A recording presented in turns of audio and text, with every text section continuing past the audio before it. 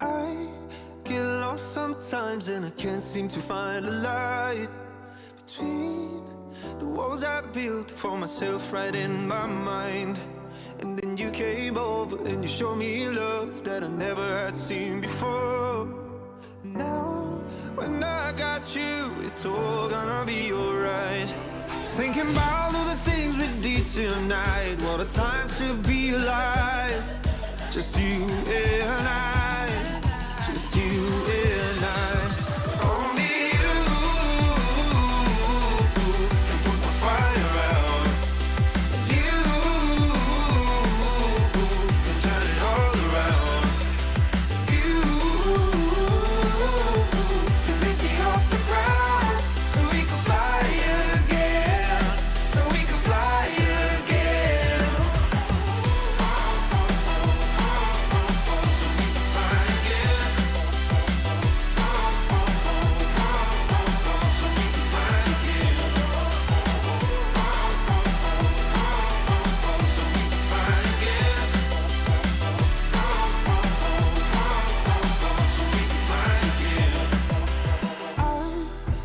Trying hard not to go out of my mind. And all I need right now is for you to stay the night. But if you keep saying that you've got to leave, then I'm gonna be alright. As long as you tell me that we ain't running out of time. Thinking about all the things we did tonight. What a time to be alive. Just you and I. Just you and I. Only you can put the fire out. You can turn it all around. And you can lift me off the ground so we can fly again. So we can fly again.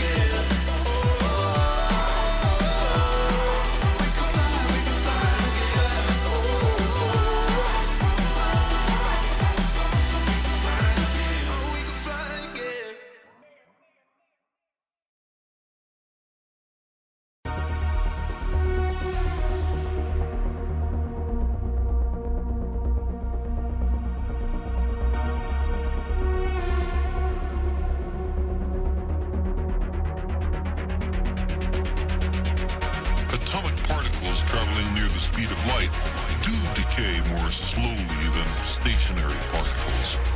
As strange and counterintuitive as it seems, time dilation is a law of nature.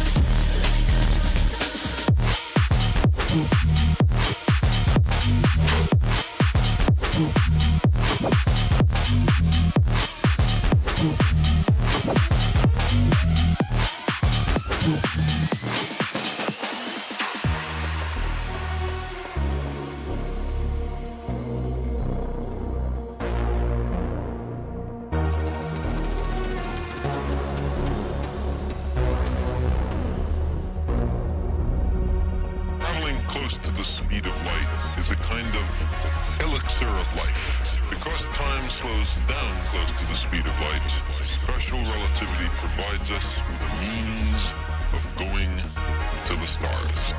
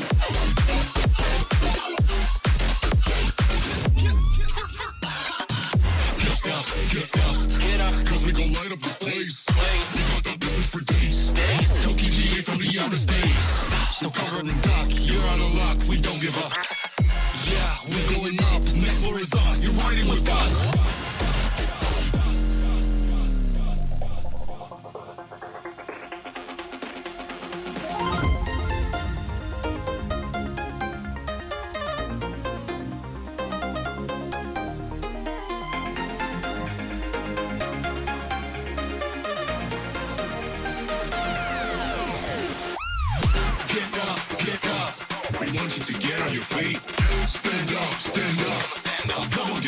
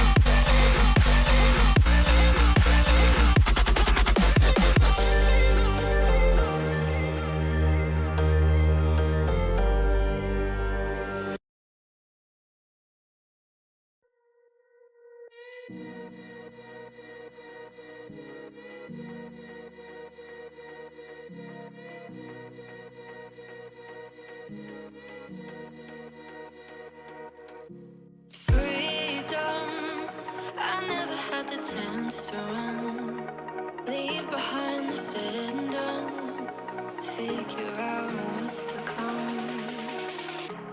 Reasons, all the bigger things I can't ignore. I'm not getting what I came here for. Gotta get ahead of something more. So I think I found a new way out, way beyond a shadow of doubt. 'Cause I can't breathe, and I guess I could be stronger now, and leave it up to fate somehow. Good evening and welcome to Simplay Motorsport. We are here for a brand new era of racing, and what a season this pans out to be. A few late entries into the championship based off of today, yesterday and the day before. So Pro looking pretty full. Pro-Am is half full. Two drivers unfortunately not making it tonight is Leon Fernie and Daz Automatic.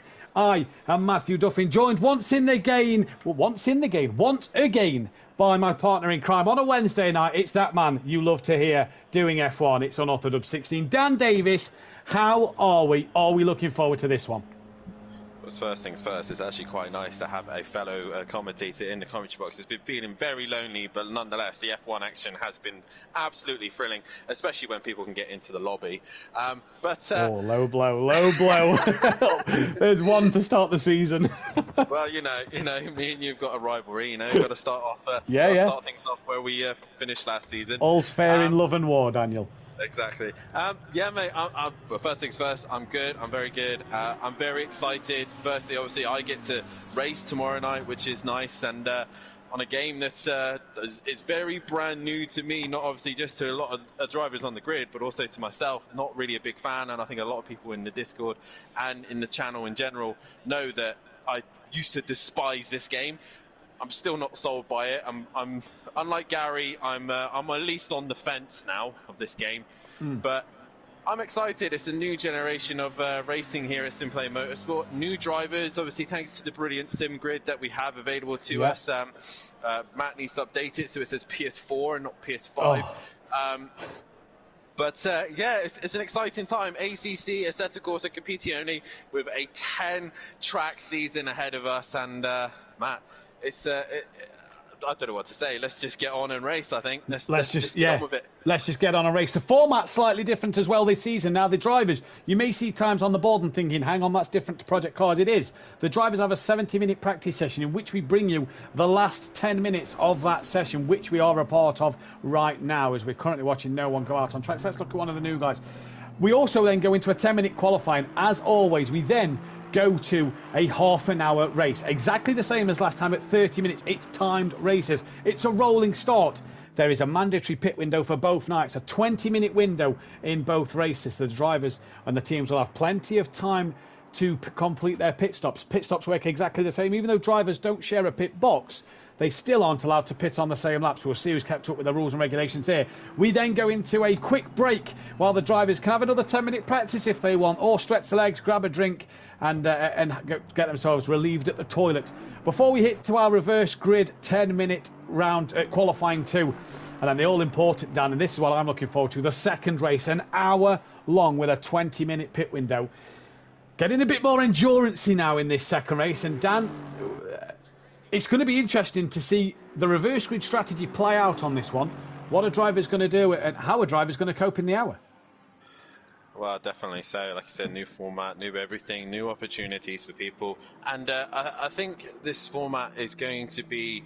it's already turning into a Marmite kind of taste to it, because you got some drivers who are liking the idea of a long endurance race towards the feature, but others also don't like the idea of it because they're still new to the game and they still don't quite understand the physics and how the game runs. This will be the perfect opportunity now. We are here in a racing event at the first race of the season. You get to see and feel how the car reacts, how the pit stop strategy works, how does just the general overall game work. And I think for one of the drivers that's currently in this lobby right now, currently P3 at the minute and in the pits, is KLF 900. I think he's going to be a man who will thrive from the hour-long race because he's patient, he takes his time, and he works his way up his order. So I think in that sense, it will benefit drivers who are patient and looks after their car. Yeah. But also the sprint will still give that edge for drivers who like to push it hard to the limit right at the beginning. So and another thing, I think it's going to be a great format. Plus, it's another thing to add to that, Dan. It is indeed. Another thing to add to that, Dan, as well is if the drivers make a mistake, we've seen in the sprint before, you make a couple of mistakes, have a couple of problems, and normally on Project Cars too, and that's your race done. For you're fighting for as many points as you can. Here, in an hour, you've got a lot of time that you can make up the places. All 13 drivers are now in. Let's, with 5 minutes to go, run down the grid and show you a few of the team names and a few of the cars. We have some fantastic names on display already, can I say. So let's start with the man who's currently on track. Pepe, 1980 goal, newcomer in the Aston Martin then, and he is part of the racing group team in the Aston Martin V8, the number 57 Aston Martin in its lovely black and yellow livery. Another driver new to the league of Simplay Motorsport is the Grey Wolfinator. He is a driver for the Austrian Racing Club. The 186 McLaren 720S has proved to be a popular car this season. What will these two guys do? A familiar face to F1 and on ACC, PN Motorsport. He is here to really prove what he can do in the Ferrari 488. Not the Evo, just the bog standard one. Hashtag number 66 for him. DJ Phil, PN Motorsport, East and West Motorsport. His teammate is Daz Automatic, not here tonight. DJ Phil, a part of That's a Good One Racing. His teammate Leon Fernie's not here tonight. The 53 black McLaren 720S, a lovely black livery on that run. One of my favourite names this season, the Tickle Pink Motorsport car of Bryn, the hashtag number 7, the bright pink and blue. What can the Lamborghini do? Next car on track, the Tank, the Bentley. As a part of AH Motorsport, can Argent be the man to do some stuff tonight? MC Motorsport, they return. And rather boringly, Daniel, return in their same colours. They've pretty much got an identical livery as Project Cars 2. The yellow and blue for Stealth Sloth, hashtag number 8. And another independent driver, the Lone Ranger Racing Mobile, hashtag number 32. In the Mansfield Town colours of Dean Wasocki. Can he do out there tonight? We also have Smithy in his Jensen Button team Jensen Racing livery, but then that's not their team name. It's the Audio Sport Racing team of Smithy Cart number 2. Welsh is out there with his yellow and green famous coloured Lamborghini on track. We also have then KLF 900. You see there the 22 of his livery with Smithy as part of Audio Sport Racing. Holty in his A&H Motorsport Bentley, and Shane, the other Tickle Pink Motorsport car. Dan, driver, car, team name. Which do you prefer this season to win? Well, let's get the most important thing. Let's get the visual looks out the way. Let's see. Yeah. My favourite looking car with livery and actual car itself. It's got to be Smithy and Kelly. And the only reason I like this is because it's the Jensen Button livery. Yeah. Obviously, they want to run this one. They're running the 22 as well. So I think this is a glorious looking livery. But at the same time, in appearance, I think the Aston Martin is probably the best looking car on the grid. Even with Pepe, I can't remember his name. Pepe. Even with his colour scheme, it still looks very nice. Yeah. What I'm interested in to see is PN Motorsport. I haven't seen him race competitively with this group before in Pro and Pro-Am. Obviously, he's not a massive fan of Project Cars 2. Has been staying away from it like the plague. He's now on track with us. A bit gutted that he's not in his Aston Martin. Would love to hear the Aston Martin, but, it's a shame. But nice to see what PN do. Obviously, we're looking at the Green Wolfinator and obviously Pepe on what they can do with their rivalry with the rest of the guys, because they're new. They're coming in to a new season, to a new championship. Be interesting to see how they get on against our group of drivers in Pro-Am. But the two I'm keeping an eye on this season, and probably the two favoured, is the two who are currently at the top of the table, Shane and Holty. I think are the ones to keep an eye on. Shane looks pretty good in a Lamborghini. He's already got the pace running in it already, and I think Holty as well, a man who's very, very he worked his way up into pro in Project Cars, and he's just below into Pro-Am, obviously due to the qualifications, but it is nice to see Holty in the Bentley, and I think over time he's still learning the game, still learning everything and how the game runs and how it works. And even he says such a dramatic change from project cars to this. Yeah. And yeah, I think those two are the ones to keep an eye out for this season. I think honourable shouts as well. You look at the times already at the moment. Argent Kelly, look, maybe a good one. We'll have to keep our eyes on what the likes of Bryn and Dean Wasocki, returning faces, and Welsh can do. They was all kind of podium people towards the end of the Project Cars 2 era. And like you say, what can Pepe and Green and PN do in a GT3 car, as well as Leon Fernie and Daz Automatic when they managed to hit the track. We have 47 seconds left. Now, the drivers may not finish their final practice lap time. It should jump straight into qualifying, so all being well. But, though, let's say a massive welcome in the chat. Disco McDiscoface, PM Motorsport, Mother Davis, Mike Matthews, Monkey Boy in there, as well as Fury's Grandad, Sooty Apex in there, as well as Tibbs24. Tibbs, a man who was Pro-Am last year. We said how well he done in Pro-Am, in the Pro tomorrow night, in the Big Guy League. And a comment struck me from Mother Davis here. Nice to hear you two commentate together again. And I've missed Dan. I have missed Dan in the commentary box, that is to be fair.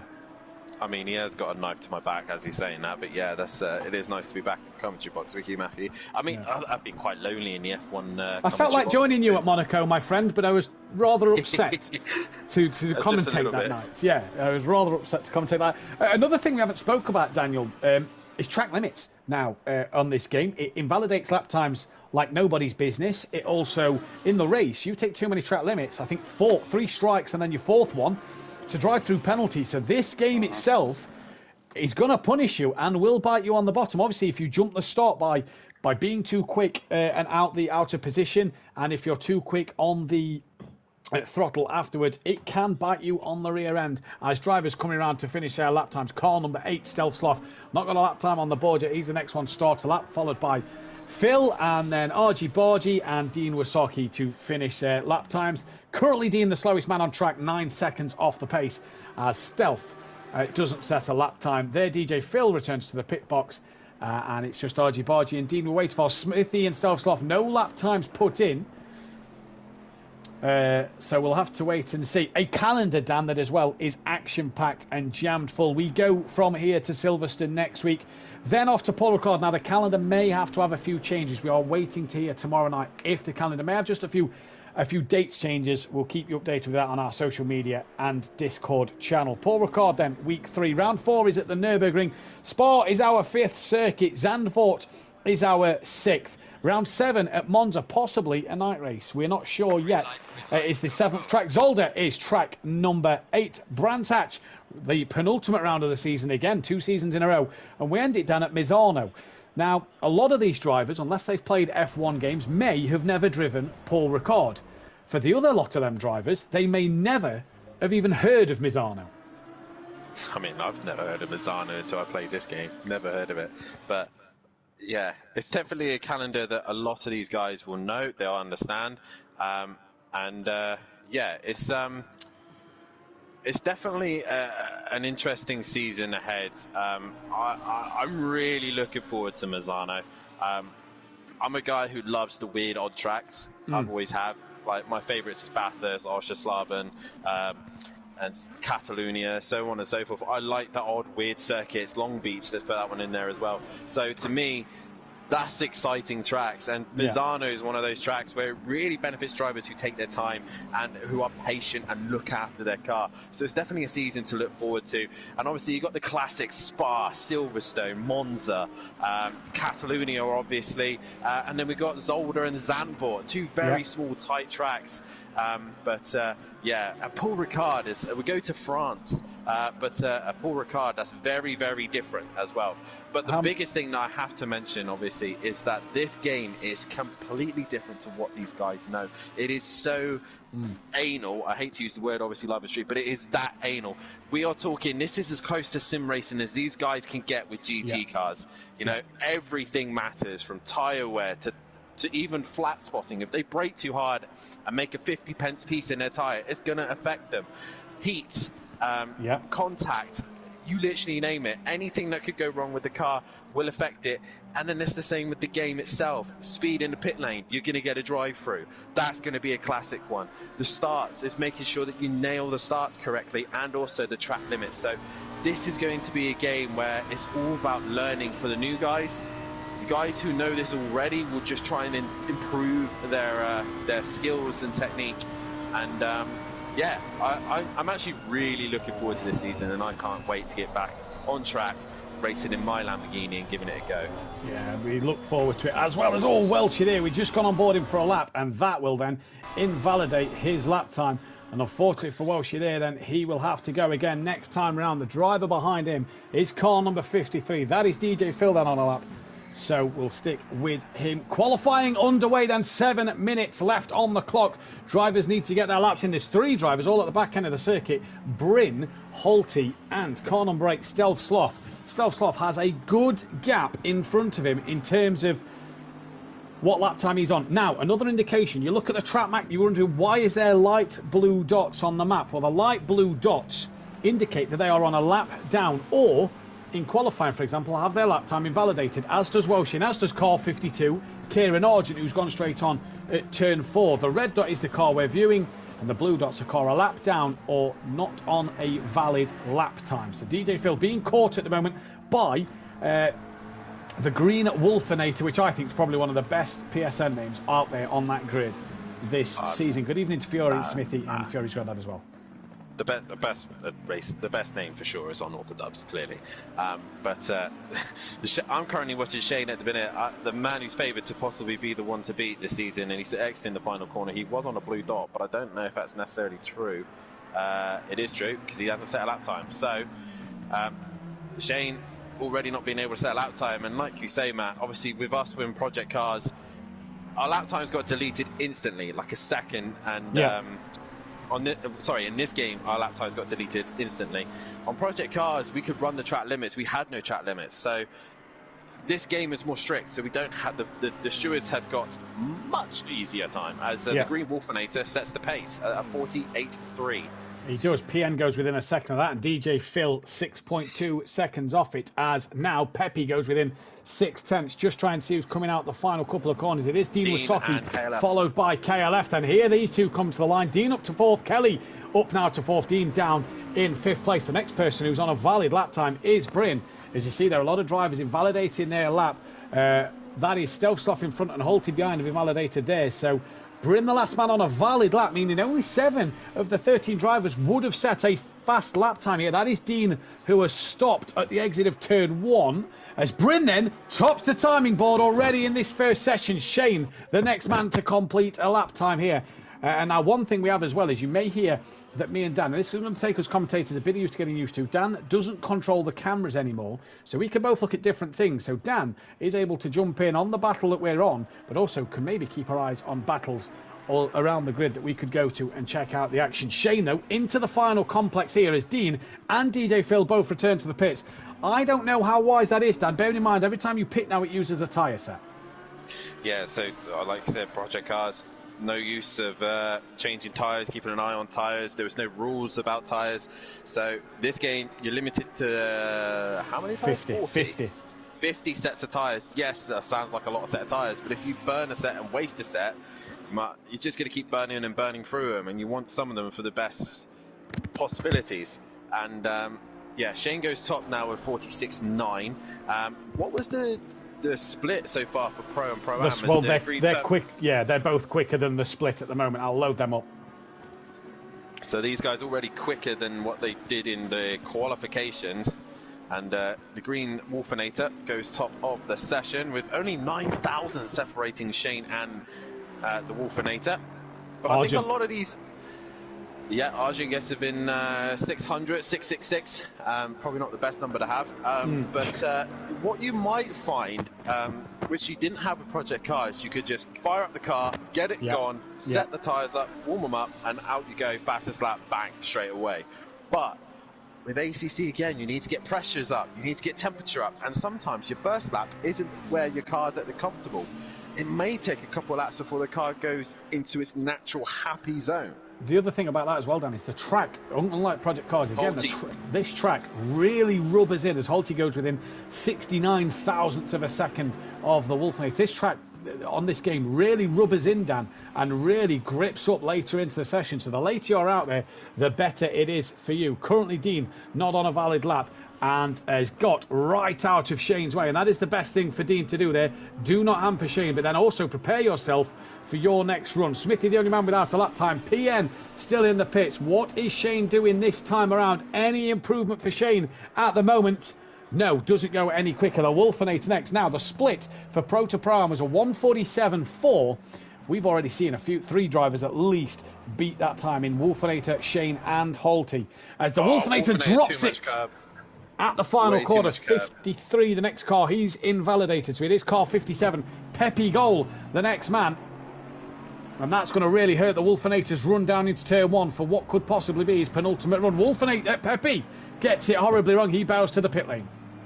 Yeah, that's the other thing. Sometimes this game, in project cars, I know for a fact the final chicane, the curbs are actually runnable. In this game, they are lethal. If you see the size of them, they are really going to catch people out. I'm currently on board with KLF. He's exiting the final corner.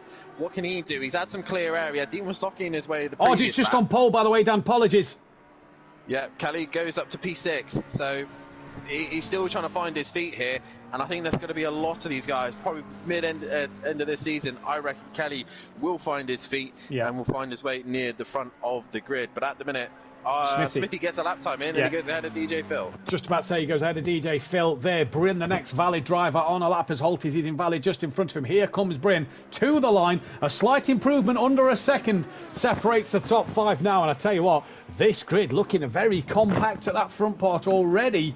And there's two drivers still in the pits. Pepe 1980 and PM Motorsport will not get another lap time in. Neither will Smithy then. So these drivers are all done for their qualifying session at this moment in time. And that then, Dan, really could hamper things and change things as this lap. You want to be on this very last lap. Shane and Dean Wasocki will get one more run. That is crucial for them. Here comes Shane. Goes pole. 78 thousandths of a second from Argent. Here comes Dean Wasocki. Any improvement on his time? He goes up to P10. Not on a lap time at the minute, but it's going to be tight to cross the line. He's 37 seconds from it. If he nails the final sector, he will get that final lap in. But how much life is he taking out of those tyres? That is the question. Into the chicane he comes, where he seems to be struggling with traction. He runs wide, but he will get that lap time in. Who's behind him? I think it's DJ Phil and Argent, I do believe. I'm enjoying the green, by the way, on the Wolfinator's car there. That is very nice.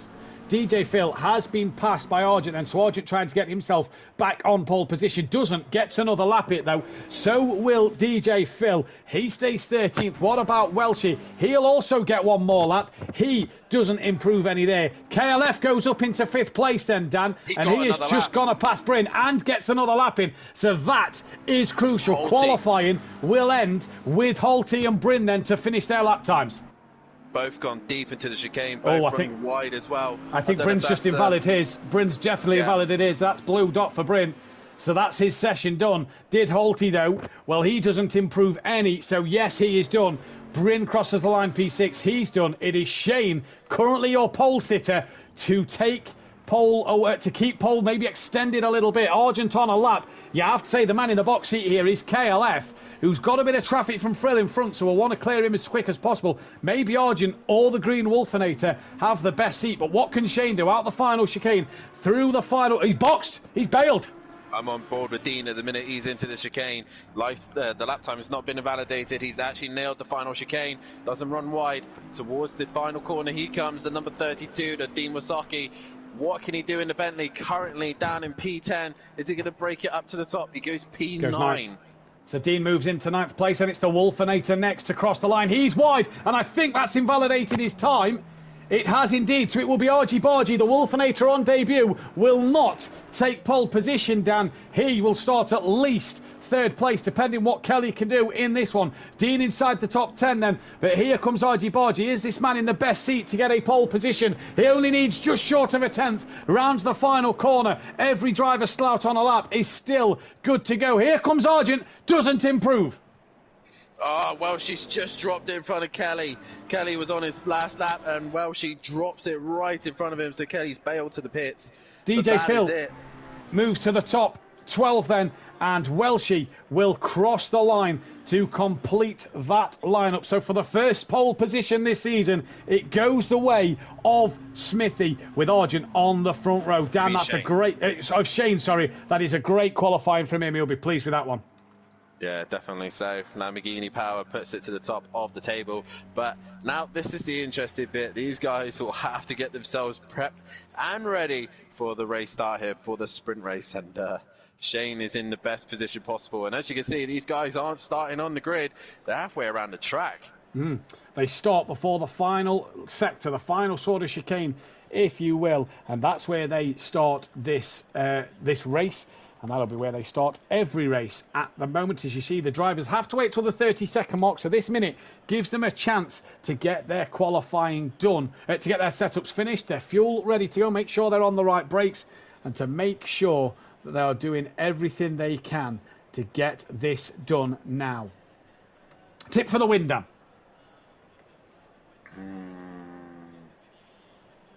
Argent. Fair enough. I am going to give it... I am going to go the way of Shane. The Shane? The Shane. The Shane. I reckon Argent, if not possibly the Green Wolfinator. I haven't seen this guy race, so at the minute I'm kind of just in... I'm intrigued to see what he can do, especially in a race situation. The other beauty thing as well with the ACC is that a lot of these guys, obviously, if they don't get their setups done and they don't ready up in time, now would be the time to ready up with 20 seconds left. If they don't get in time, they will get sent to the pits, but they are not out of it. They are still in. They will just be a bit behind because their game will lock themselves out for a few seconds, which they'll probably be half a lap down. Jan Salt in the chat. Hi guys, just in time for the first race of the season. Indeed you are. Great to have you here. Don't forget, if you're new to the channel, hit that subscribe button, hit the bell to be notified when we're live, and hit the bell to be notified when we're live, and hit that thumbs up button, and give us as many likes as we go. And Dan, for the first time this season, we are under the rolling start orders. Tyre temps, brake pressure, brake temps are gonna be low. Who is going to come out of this one the best into turn one? They all have to stay in double file. You see that now. They come round the final corner. And it's about now they'll get told to stay at 70 miles per hour. Or kilometres. Yeah, so miles per hour? Kilometres? Not sure. Either one. So I think miles an hour, it's 40 mile an hour, 70 kilometres an hour. But we're about to go green here, Mathew.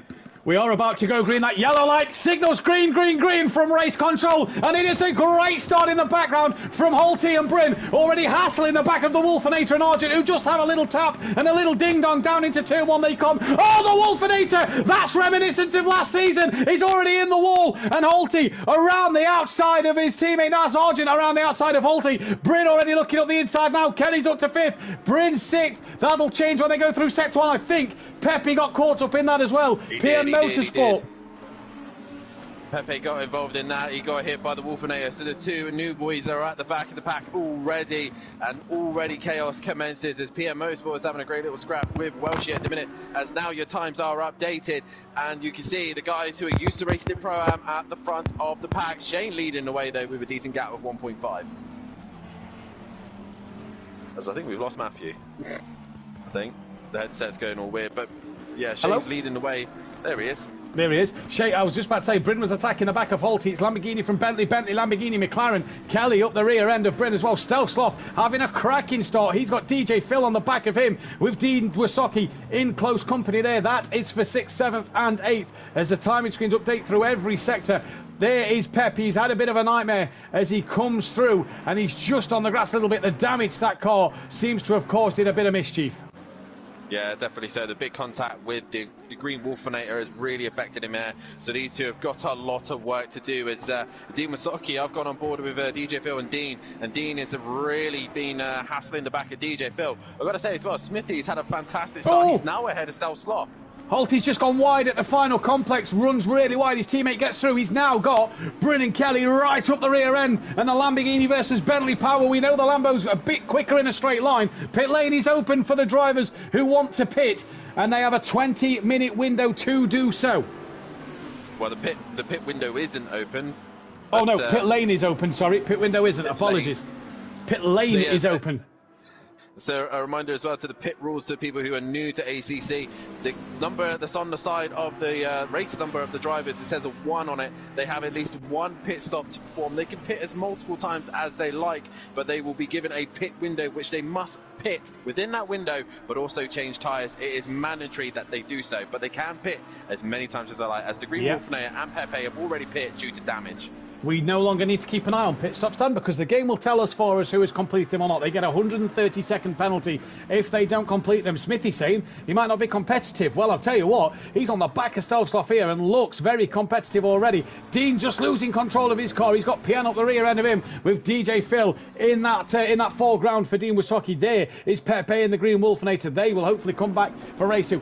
Top 13 drivers started, which means the top 12 top 6 cannot qualify for race 2. And it's Shane who's got a commanding lead out front to Argent with Holty and Bryn, your top 4. Kelly not far behind in the background. Bryn looking up the inside of Holty though, and that is no go for him. Welshie kind of in no man's land down in 6th. Stelzloff 7th has just dropped Smithy a little bit. Phil has Dean Wysocki all over the back of him, and are we going to see a dive from Dean into the hairpin corner? I think we might.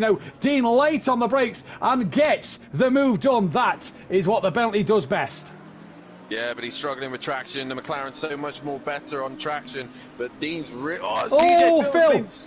Phil's had a big moment. He's just skated off to the left-hand side. As you can just see that Dean Wysocki's really struggling with the car as the Wolfinator is still in the pits. He's got some major damage to that car.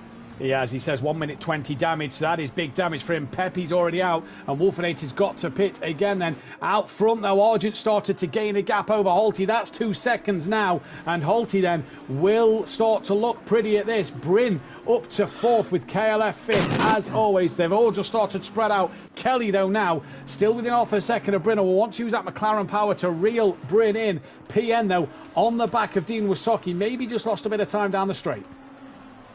Yeah, definitely. So I'm currently still on board with KLF, who's just trying to slowly work his way onto the back of Bryn. And again, this is all about just taking your time, working the car into a nice, comfortable position. Yes, it's a sprint race, but it's still half an hour long. So these guys have really got to nurse their cars to start things off. And right now, Kelly's literally just trying to find a way if he can get past Bryn.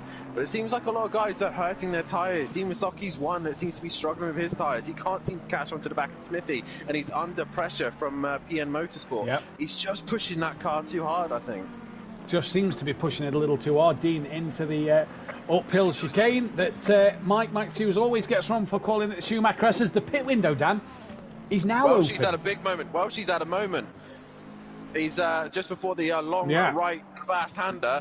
I was just on board with Dean, and he's just stuck in the middle of the track, and he's got going now, but she's dropping down the order very fast. He's lost out. Working his way up a little another place. He's lost out a lot of time then. Who is he stuck behind now? 57 is Pepe. That is the next car in front of him on track. He's not lost a place as Welshie, but he's lost a lot of time as Dean and PN continue their fight. Dean now within a second of Smithy. The question is, Dan, are we going to see any boys pitting already in this race? Dean trying to overtake Smithy at the chicane. That is not an overtaking opportunity, but Dean having a good little look. PN dives into the pits. Yeah, and also I've just noticed as well, Argent's brought the gap down. It was 2.5, it's now 1.5. So Argent slowly working his way onto the back of the Lamborghini.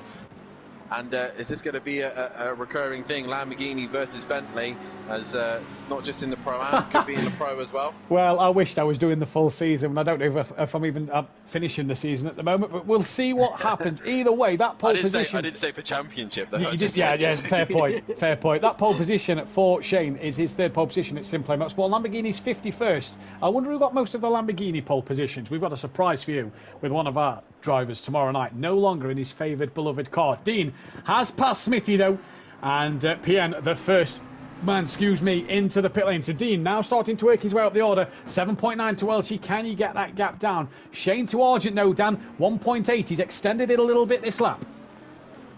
Yeah, definitely so. I think PN's probably made a clever decision. He was coming to the pits early, and if he gets out just before the pack comes, he'll be in clear air. He'll be able to just do his lap times and mind his own business. But right now, he's not going green at the minute. I'll keep an eye on him. He's going green in there now, so he should Oh, it's going to be very close. He might just be in the way of Shane. And with the new rules, Dan, coming out the pit lane, he's got to make sure that he is not in the way of drivers. Drivers have to be aware of others coming out the pit lane, so he's got to make sure he gets this one done and realises the blue flags. He's out well before Shane. Nobody this lap choosing to pit. Let's just jump back down to Dean. He's the one coming towards the last sector, as is Welshie. Welshie not thinking of diving in, nor is Dean Wasocki. Although he's just coming through the chicane now, so we'll see in just a moment's time. No, he's not going in. Dean loves a late pit stop, doesn't he? But he's got to make sure you can't do what you can on Project Cars, Dan. He's got to pit within that 17 minutes. Yeah, definitely. So there's a yellow flag. Oh, Stealth! I've just caught Stealth. Stealth was off at the chicane, and DJ Phil comes through the chicane, and they both have an incident. DJ Phil, Dan, like you wouldn't expect, straight into the pit lane, as is Stealth Sloth. That is going to be an extra bit of a pit stop for them two boys. Yeah, definitely so. And a reminder as well, DJ Phil's and Starsoft's teammates will not be able to pit at the same time, which would have been Leon Fernie and obviously Welshie. Welshie's out on track, no Leon Fernie. So so far the rules have complied. But the problem with this is the pit lane takes longer. The pit stops take much longer. So Welshie might be thinking, oh, I'm going to come in this lap, but Stealth might still be in the pits. He might still be there. So he's going to have to wait and see how long it takes him. But the good thing is he can see that green bar. If it pops up and goes green, as I'm watching Welshie, he has a beautiful slide through the chicane in the middle sector. That was actually glorious to watch. Just watching Kelly here, Dan. He's got the gap back down under a second to Bryn at the moment. Dean's also got the gap down to 5.9, so he's took 2 seconds out of Welshie at the moment. Kelly, though, on a flyer at the moment, really getting onto the back of Bryn. I wonder if this is a tyre thing, as he's now really close to the back of Bryn. As Bryn just had a couple of wobbles, are we going to see Bryn dive in? No, we don't, nor does Kelly. And they carry on their way. That Lamborghini Power should pull Bryn down the straight, but Kelly, Dan, really working his way onto the back of him. Phil's gone green, so Phil's completed his pit stop. Yeah, the thing is as well, though, this McLaren is a much favoured car on this platform as well, on the PS4 version. Oh, stop-go penalty! That is DJ Phil for speeding in the pit lane. He's got 3 laps to serve his penalty, the first one of the season. Bang, there you go. How many people are going to be getting that this season? That's the question. But like I said, with this game, you really have to nurse and look after those tyres. And I'm currently on board with Kelly. And this is a man, we said it time and time again a few seasons, Matt. He was the only man who could run a soft tyre in the blazing hot conditions on Project Cars. So looking after tyres will probably be his benefit on this game. As Welshie comes into the pits, PN moves out the way for Holty. Don't forget, GT rules, you do not have to move out the way. But Dan, look at the race leaders. It's not 7/10 anymore, because Argent is right on the back. That Bentley does come good towards the midpoint of the session. The Lamborghini seems to struggle, I think. Obviously, myself and Matt both run the Bentley and the Lamborghini, and I find that the Lamborghini in the midpoint of the session really tends to struggle a little bit, but the Bentley just seems to be quite consistent all the way around. Bentley then on the back of the Lamborghini, and here comes Kieran Argent on Shane. Do any of these two think of pitting? 14 minutes left of the pit window, 19.5 minutes left of the race. Argent really bouncing over the sausage curb, just has a little wiggle on the rear, and that causes him to just lose some stability. Shane, Argent's tapped the back of Shane. He stays stationary, and he's going to allow Shane to get moving, surely, but they can't get moving because there's traffic coming. Shane's now hit the wall, Argent into the pit, so I won't be surprised if Shane follows. I'm not sure if Argent hit him. It looked like a weird angle from what I saw, but it looked like the Shane took a lot of curb. He hit the curb really hard, and obviously we know that this game can really unsettle the car if you take too much curb.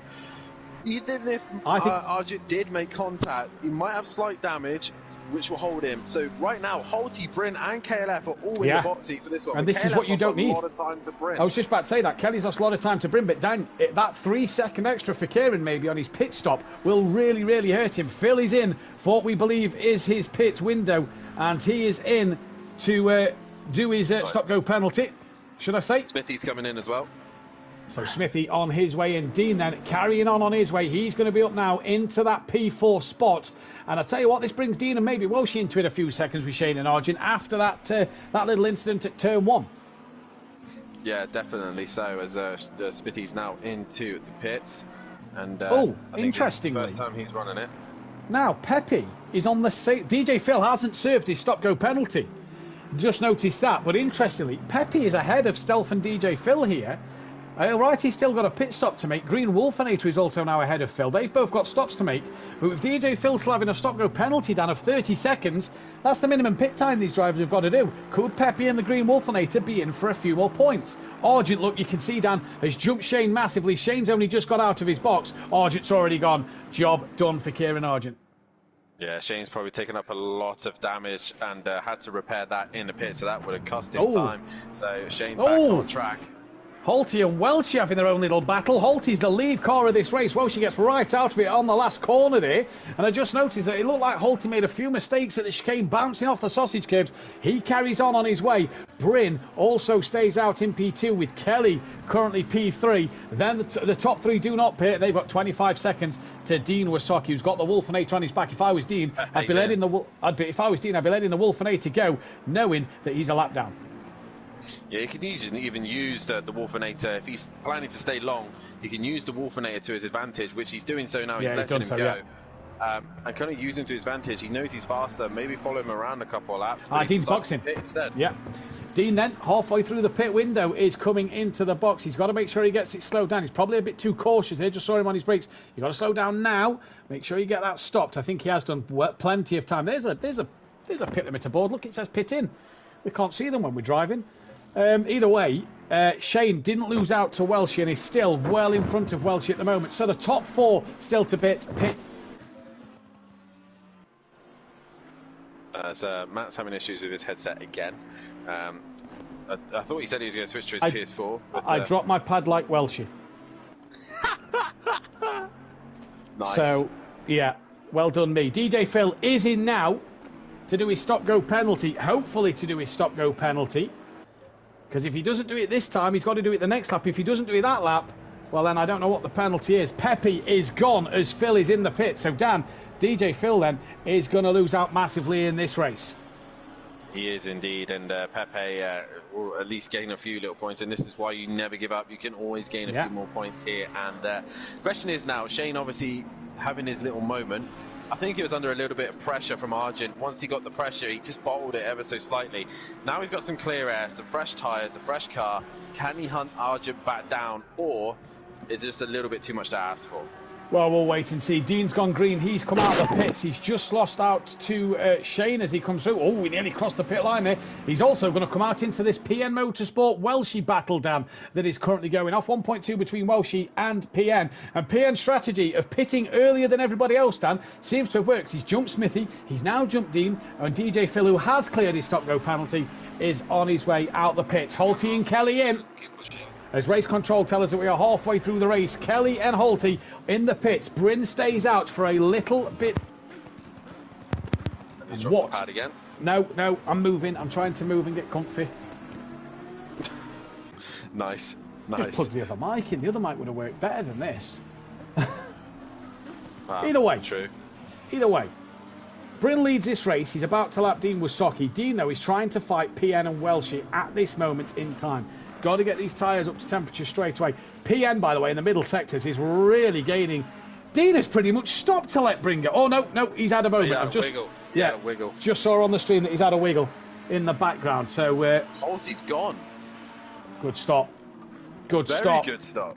Where's Argent on the track? Only just right. That's how much Argent's lost then, Dan. Holty's nailed that. Dan Argent's only just crossed the start line. He's Nick Kelly.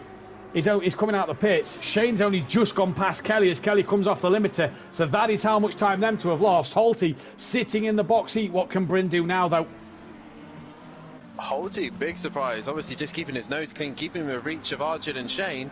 And those two too busy tripping over each other. The Wolfinator up the inside, coming into the back straight of Stealth Sloth. And Stealth Sloth ran a little wide as he come back onto the track.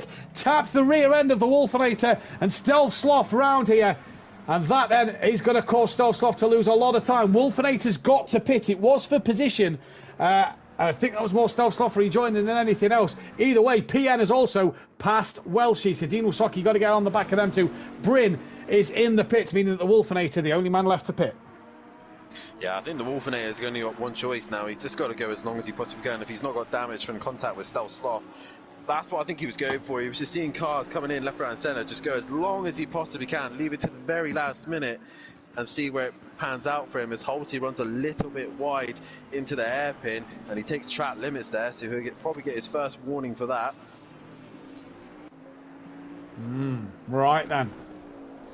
PN already pulled 2.6 on Welshie. Dean is 4.3 behind Welshie. Now, I noticed something with Welshie earlier. When I pressed drive and went on board Welshie in qualifying, he was running engine map 2.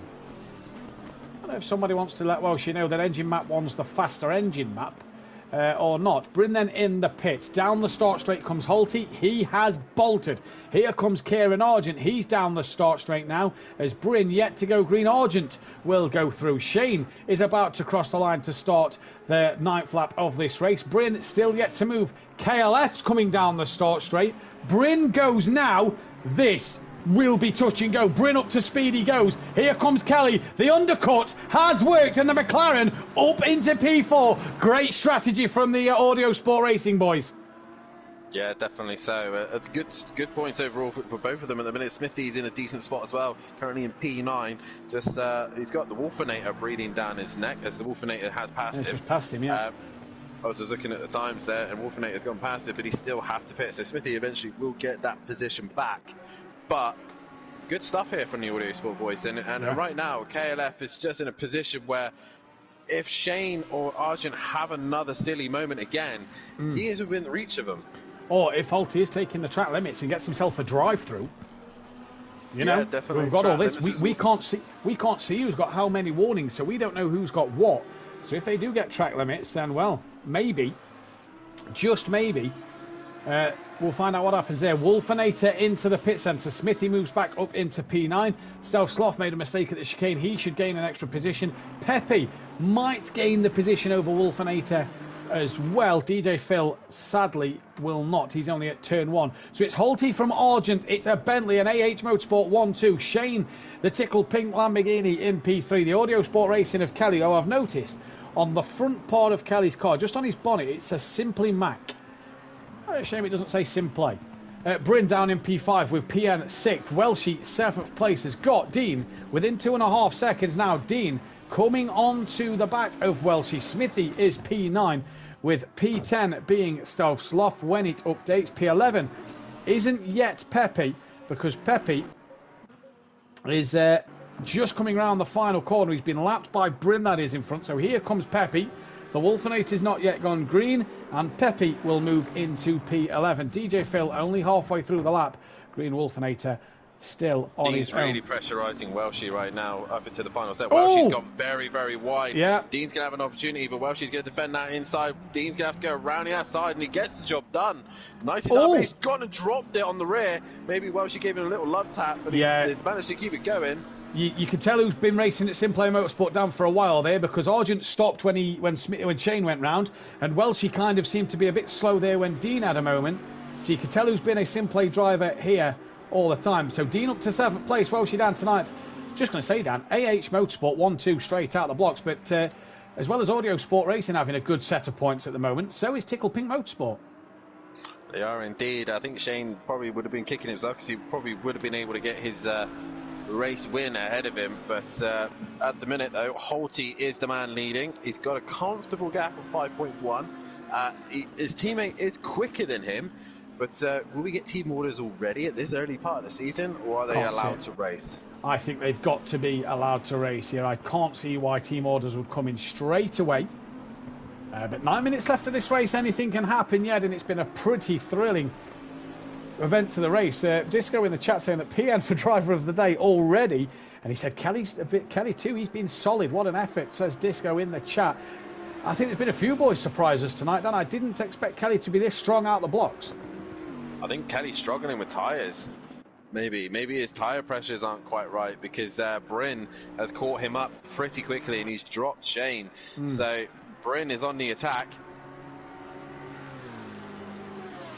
He is indeed. Lovely bright pink Lamborghini.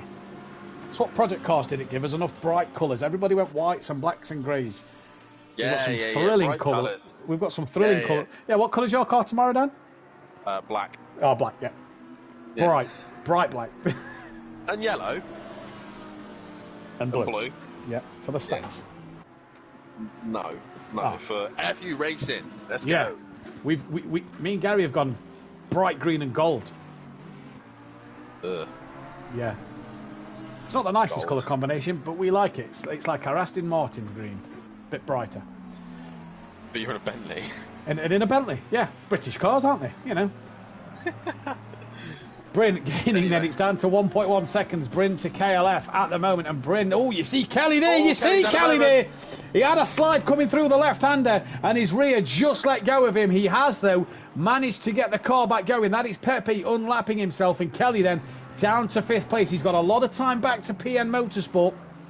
But Kelly there, just a little moment coming up the hill. Aldrich's actually lost a bit of time to Holty in the last lap, so that one looks pretty done. Dean's gained gap to Walshy by 3 seconds. Has the gap to PM, though, down to 11 seconds. So Dean pushing hard.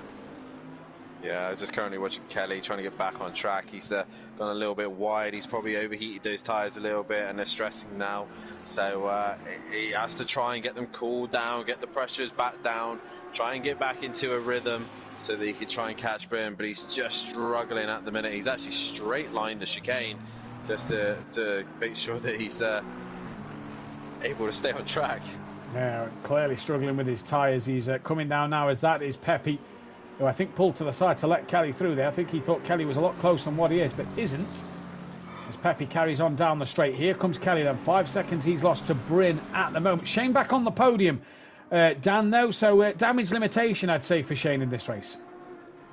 Yeah, I mean, he's going to have to learn how the physics of this game works. It's very different to Project Cars. You could catch maybe the Lamborghini in that sense in the previous game. But on this one, curbs are very lethal, very dangerous to be on.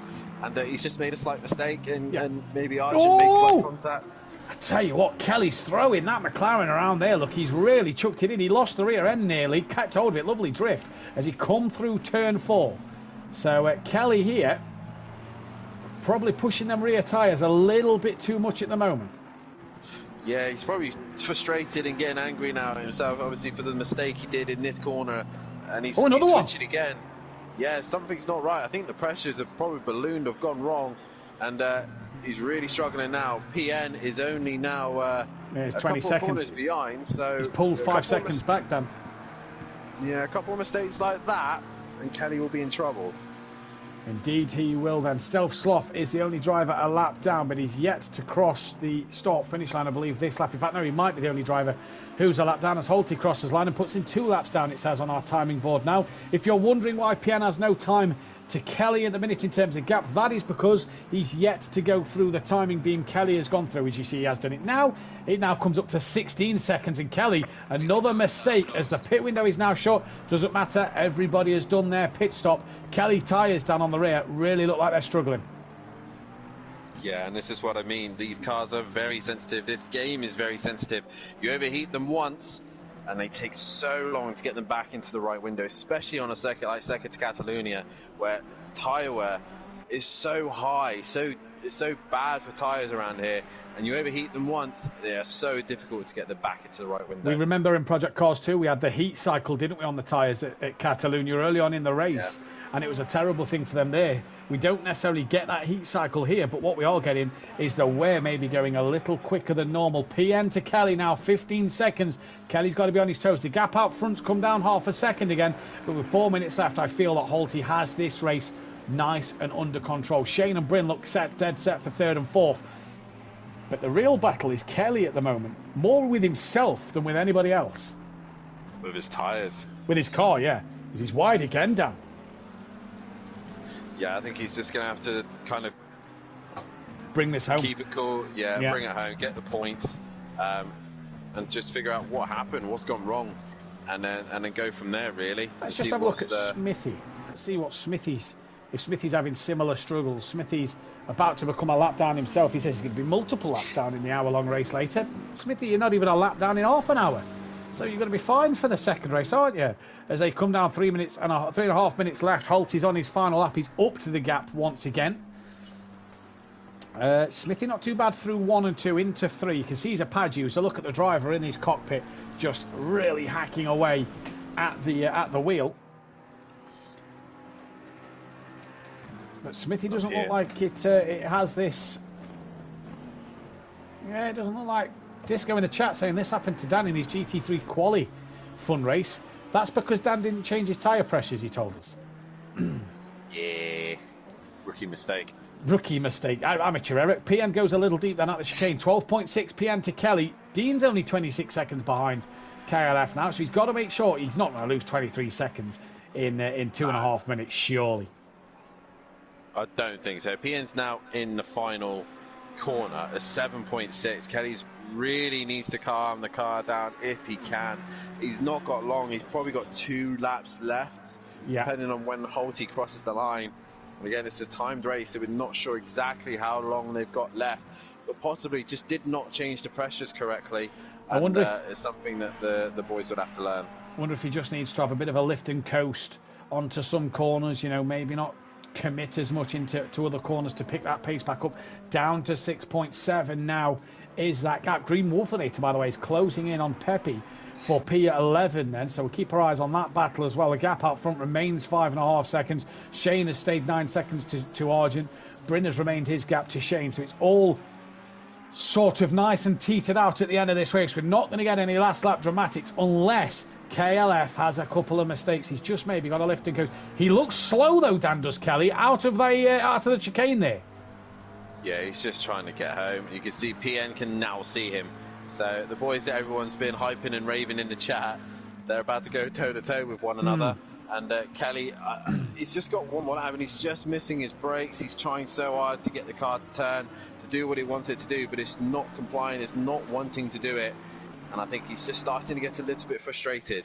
Yep, 3.5 the gap is, and many drivers said back in Project Cars, Kelly, one of the most difficult drivers to get past. He's one of the best defenders in the business. Well, what's he going to do here with tyres that just do not want to grip on the rear? And he's all over the place at the chicane. And Kelly then bouncing over the curbs. There is PN Motorsport. It is game on. And I don't believe we're on the final lap of this race yet. We've not had anything from race control to say it is the final lap of the race. So there's a chance Holty could get on that final lap and do one more, meaning Kelly will be under immense pressure now from PN as he is down towards turn 1. Who is going to do the best job? Kelly brakes, PN brakes, and they just hold each other's line. Kelly, you just see cautious on his turning through 1 and 2, and PN has to sit and wait. Yeah, he has got to sit and wait, but obviously now the turbulent air of the McLaren affecting the Ferrari. Will PN be able to find a way past, or will Kelly defend to this very last moment? Where is Holty? Holty's in the final chicane. This is going to be touch and go for finishing the race. Kelly's gone wide at 4, and that's allowed PN right up the inside of KLF, and that is job done. Holty, is he going to win, or is he going to start another lap? I think Holty's going to win. He slowed it right down. Holty then is your race 1 winner, and he kicks off the ACC era in great style. Argent coming home in 2nd place. Bryn, what's happened to Shane? Shane has pitted. Oh no. Has he crossed the line? I'm not sure what's happened to Shane here. It's saying Bryn is 3rd on my screen. Kelly's back. No, Kelly's not. I'm not sure what's happened to Shane here. Either way, it's going to say Bryn's going to come home for P3, so that will be that one. Yes, PN's gone 4th. I think he's out of fuel. PN is up to 4th place, so Bryn 3rd place. PN looks like he's going to come home for 4th. DJ Phil has finished down the order in P13. Green Wolfinator will come home in P12. Pepe will come home P11. Stealth Sloth 10th, who are a lap down. Smithy 9th as well. But PN, I don't think expected this in this car. He's going to be on the podium.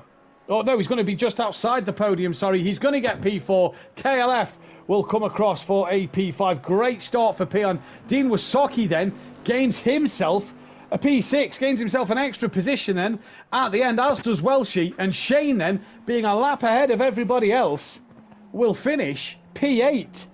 I think he was out of fuel, Dan. I think he was as well. And I think Shane there is giving Kelly a lifeline there. He lost the place to PN. PN obviously gains 2 out of it. Kelly only loses out just by struggling with the car, I think. But he won't lose out any positionings, because obviously Shane pits. He then moves up a place, and then PN goes ahead of him. So he stays 5th. So Shane did him a favour there. But Holty, what a demanding drive from him. What a demanding drive indeed. Halty then your race winner with RG Bargy second. Bryn then a part of the top three. We are going to be right back and take a quick break. Don't go anywhere.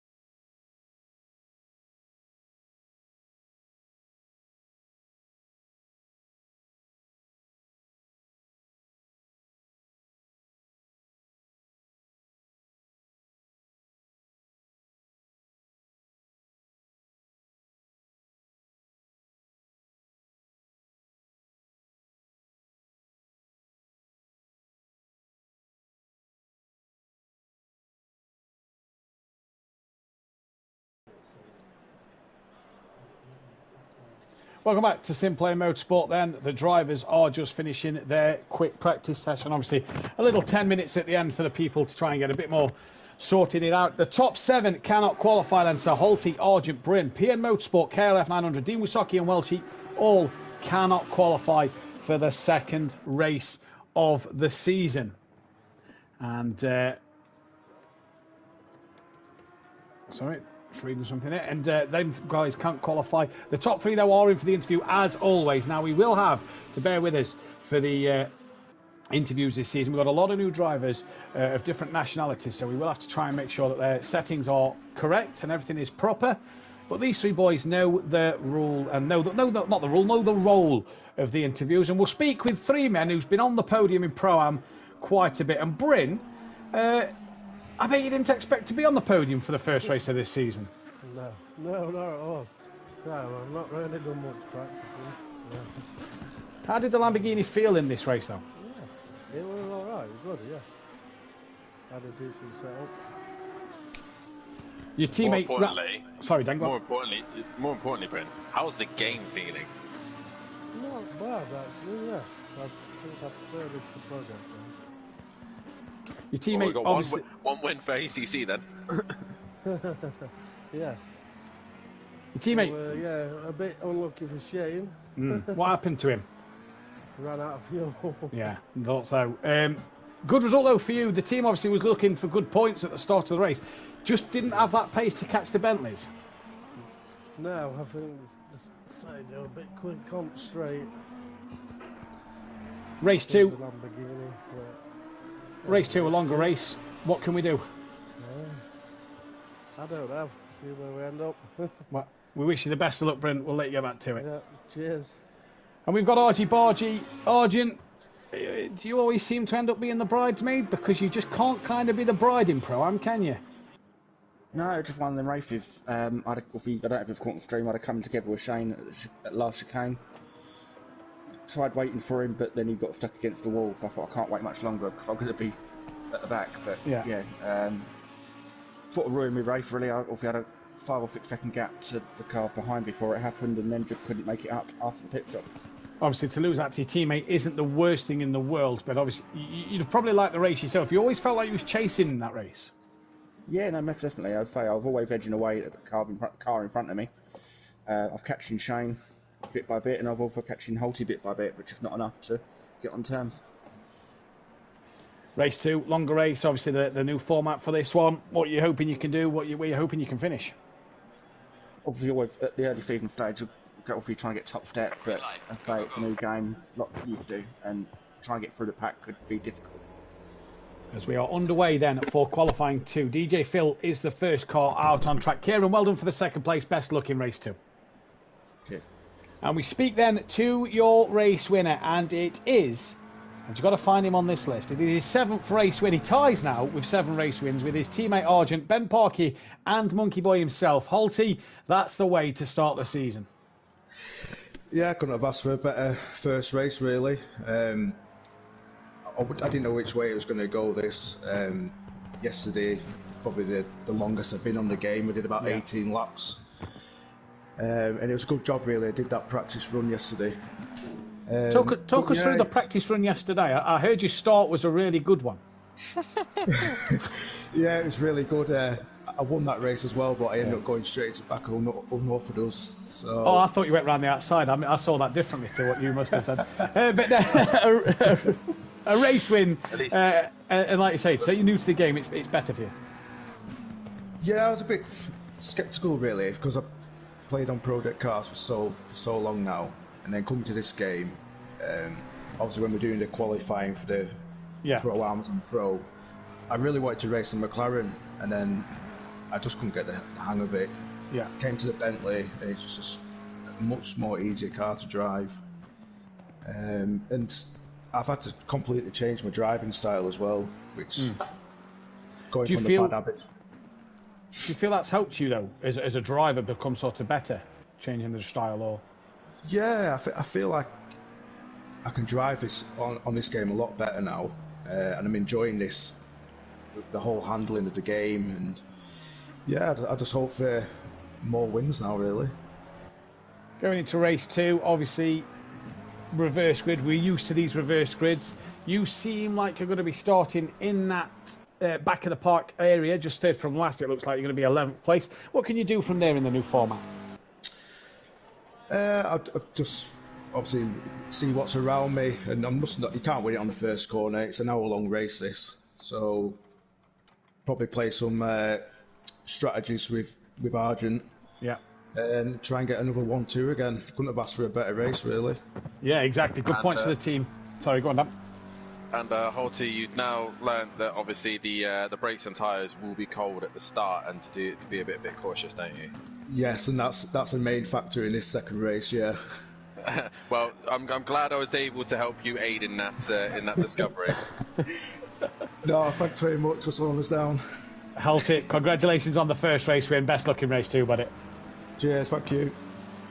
Quite like this longer practice session in between, Dan. It kind of gives us a bit of chance to actually talk about the second qualifying. Look, we've still got 5 minutes left of it, and we've had, or 6 minutes left of it. We've had half hour time nearly, and no one's put a flying lap in yet. Well, we've had a little bit of drama, that's why, Mathew, because just as we were coming to the final chicane, Stealth Sloth really struggled with the final sector, dropped the car, and was trying to get back on track. Then Shane came on the scene and hit the back of him and span him round, and then next thing you know, there's a green McLaren coming into the mix as well. So 3 cars already having to go back to the pits. And I see in the Discord the fuel calculation is being spammed like mad right now. So a lot of the guys are making sure that they're going to get the right amount of fuel, Shane. I tell you what, we've added a few new bots this season to our Discord to help with fuel and to help with certain things. It's nice to see this fuel calculation being worked. I know that we will be absolutely spamming it on Saturday, and if you are all looking to watch some racing on Saturday, head over to the Gaming Welshman 5 on Orthodub 16, I presume Dan's streaming it, or Emplava's Twitch, and come and support the Simplay Racing boys in a 6-hour race of Monza. Join us tomorrow night as always for Simplay Motorsport's Pro Series. They hit the track, and then it's probably one of the 2 best tracks on the F1 calendar Sunday night. We head to Montreal for the Circuit Gilles Villeneuve. Really, Dan, we really do head there for Formula 1 round 6 of the season. Do not miss that one. Oh, sorry, God, so I had to get it in. I'm so glad I'm not racing that one. Really? Because no, just no. As Pepe sets the pace, Smithy did set the early pace, and yeah, Bill in third at the minute, as we're still waiting for some of the boys to set their lap times. But obviously for some of these, like the Green Wolfinator and Pepe, obviously they had a bad race 1. They're not used to this reverse grid setup, so already they were allowed to go straight out and qualify instantly, so that's good for them. But at the same time, they're not gonna get used to this idea of having to not qualify for race 2. If they're up in the top half, they're gonna have to work their way through the pack, and this will benefit them for the feature race. Now, I don't think there's a point advantage in the feature race. It's the same points all the way around. Same points all around. Yeah. So either way, it's better to be on pole anyway. But with, like I said to Holty and to most of the guys already, the start of the race is more crucial than you actually think.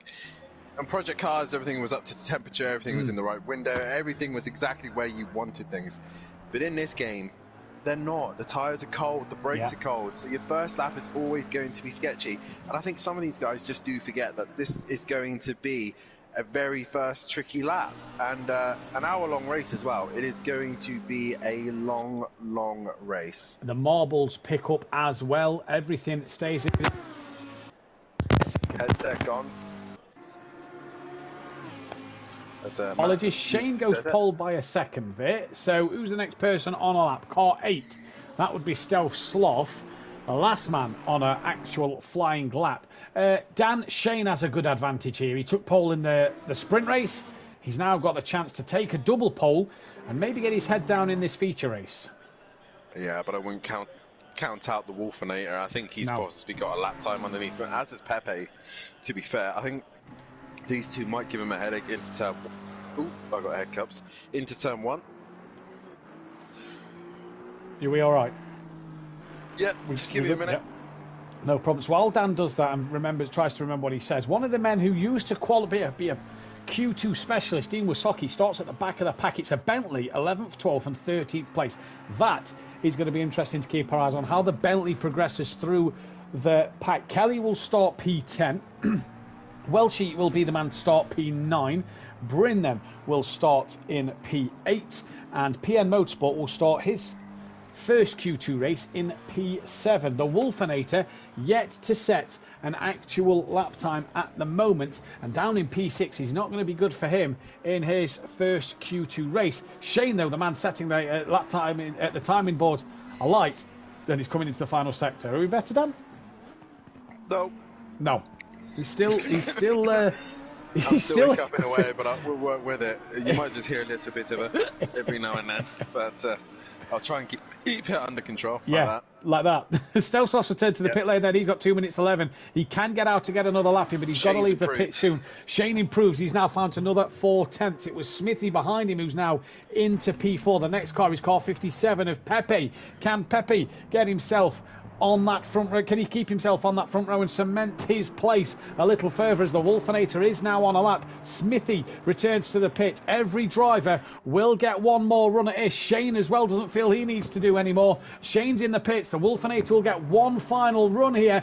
Goes P2. Goes within 4/10 of a second. So he then is on a flyer. DJ Phil out on the lap out on the track at the moment doing a lap. Will he get one more? He possibly will get one run at this and maybe try and find the 6/10 he needs to Smithy. But Wolfinator ruins his last lap at the first corner. He's invalidated it, meaning the only person to really worry Shane now is Pepe and DJ Phil, who will probably get one more lap in. Emplava had it under control on Sunday. You're watching. You was watching or in a different race to what I saw, my friend. Let me get involved with this, right? Okay, so this was my reaction to Emplava on Sunday, and Emplava leading the way, and he's got it under control under this safety car. Oh, for God's sake, Emplava, why have you dropped it under the safety car? Oh, you went quiet like you did on Sunday. Yeah, fair enough. I'm with you. Yeah. I wasn't trying to hiccup, I was just being quiet. Pepe has just invalidated his lap. Apologies. Pepe's invalidated his lap, so it's only DJ Phil with 34 seconds left. That can set a lap time then. So we await DJ Phil's time now then. Goes a little wide to one. It's still valid though. It's still a valid lap. Let's go on board with Phil actually for this.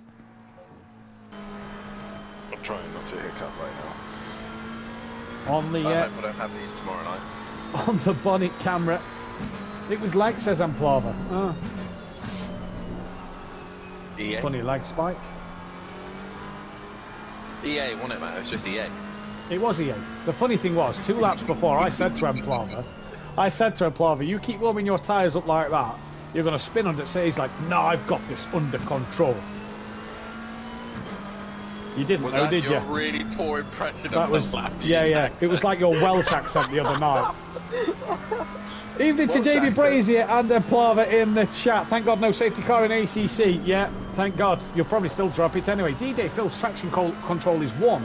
His ABS is 2. So really pushing it here. And look at these dashboard images we're bringing you of DJ Phil's car. Still a valid lap time, but he's 2.3 down on his lap, which is probably not going to improve this time around.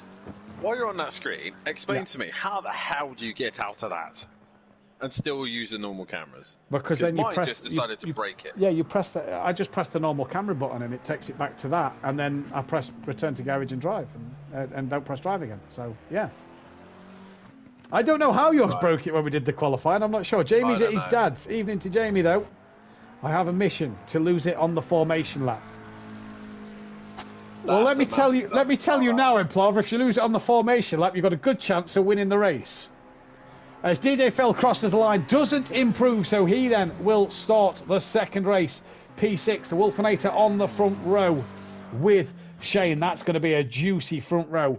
Pepe in 3rd place with Stelsloff in P4. Good qualifying for Stelsloff. Smithy in P5 with DJ Phil 6th.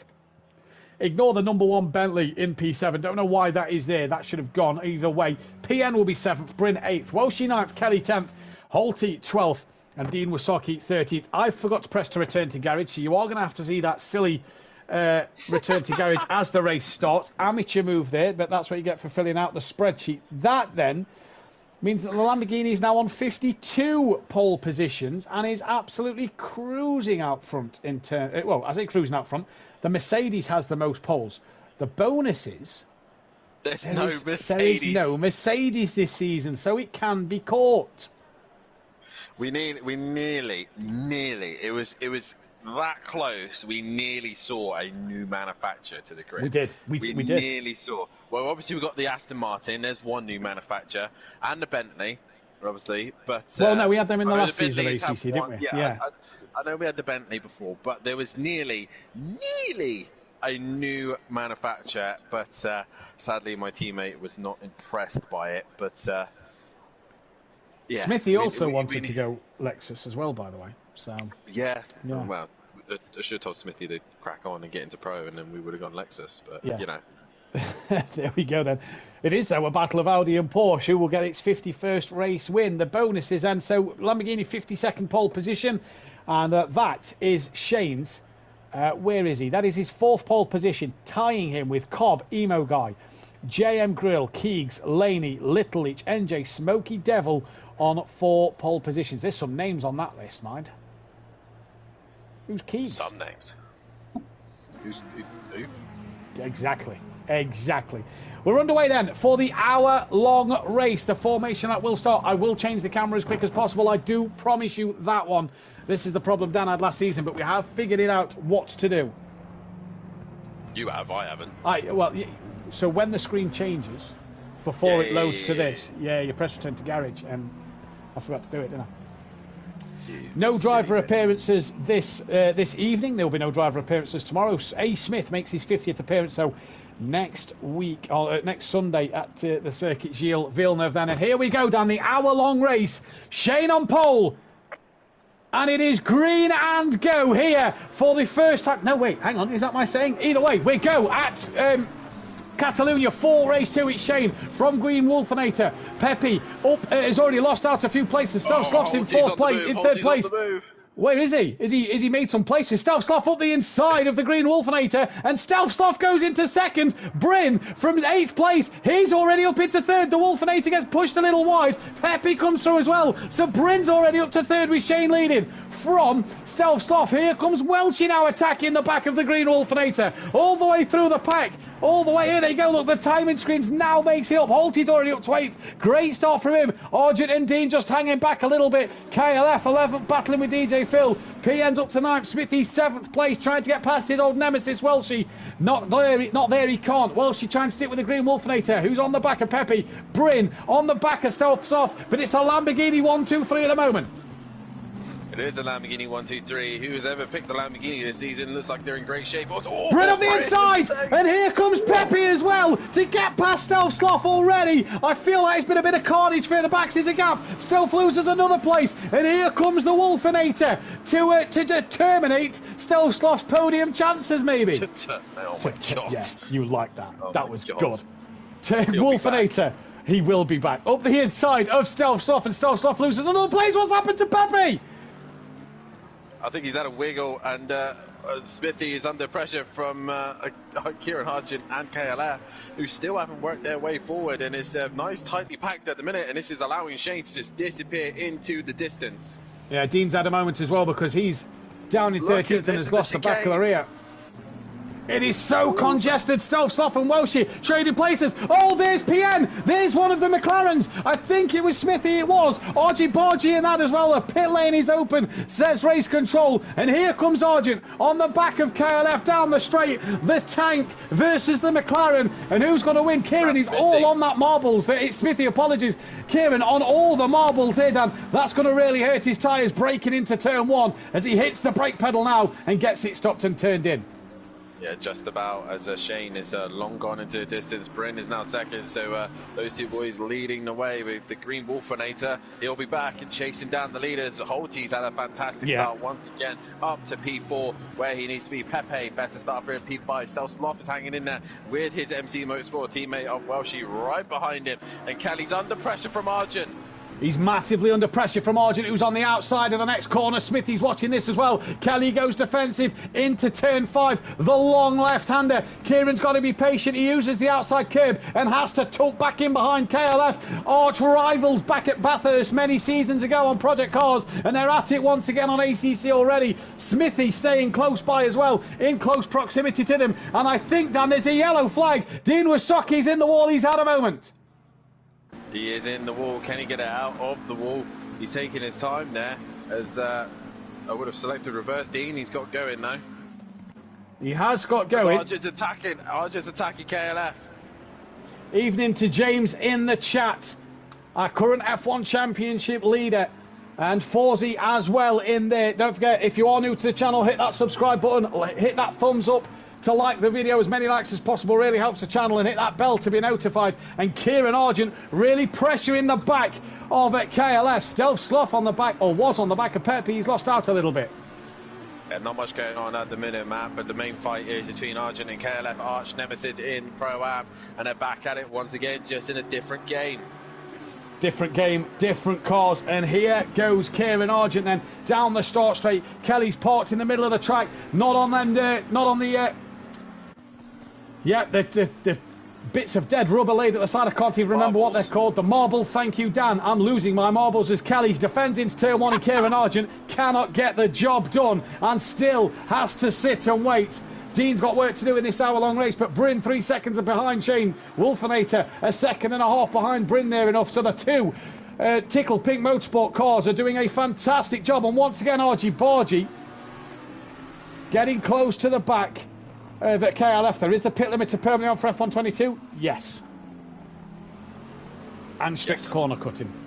Argent now gets the undercut on Kelly. Has he got a run? He'll have the inside line. I think Kelly may just try and outbrake Kieran here. Kieran tries to outbrake Kelly. They just tap each other and lean on each other a little bit. But Kieran Argent gets the move done. And KLF now is going to have to try and fight this one back. The Wolfenator's within a second of Bryn. He's looking to the 10th of Bryn, sorry. And he gets the cutback at the hairpin. Feel like Bryn's made a mistake this lap.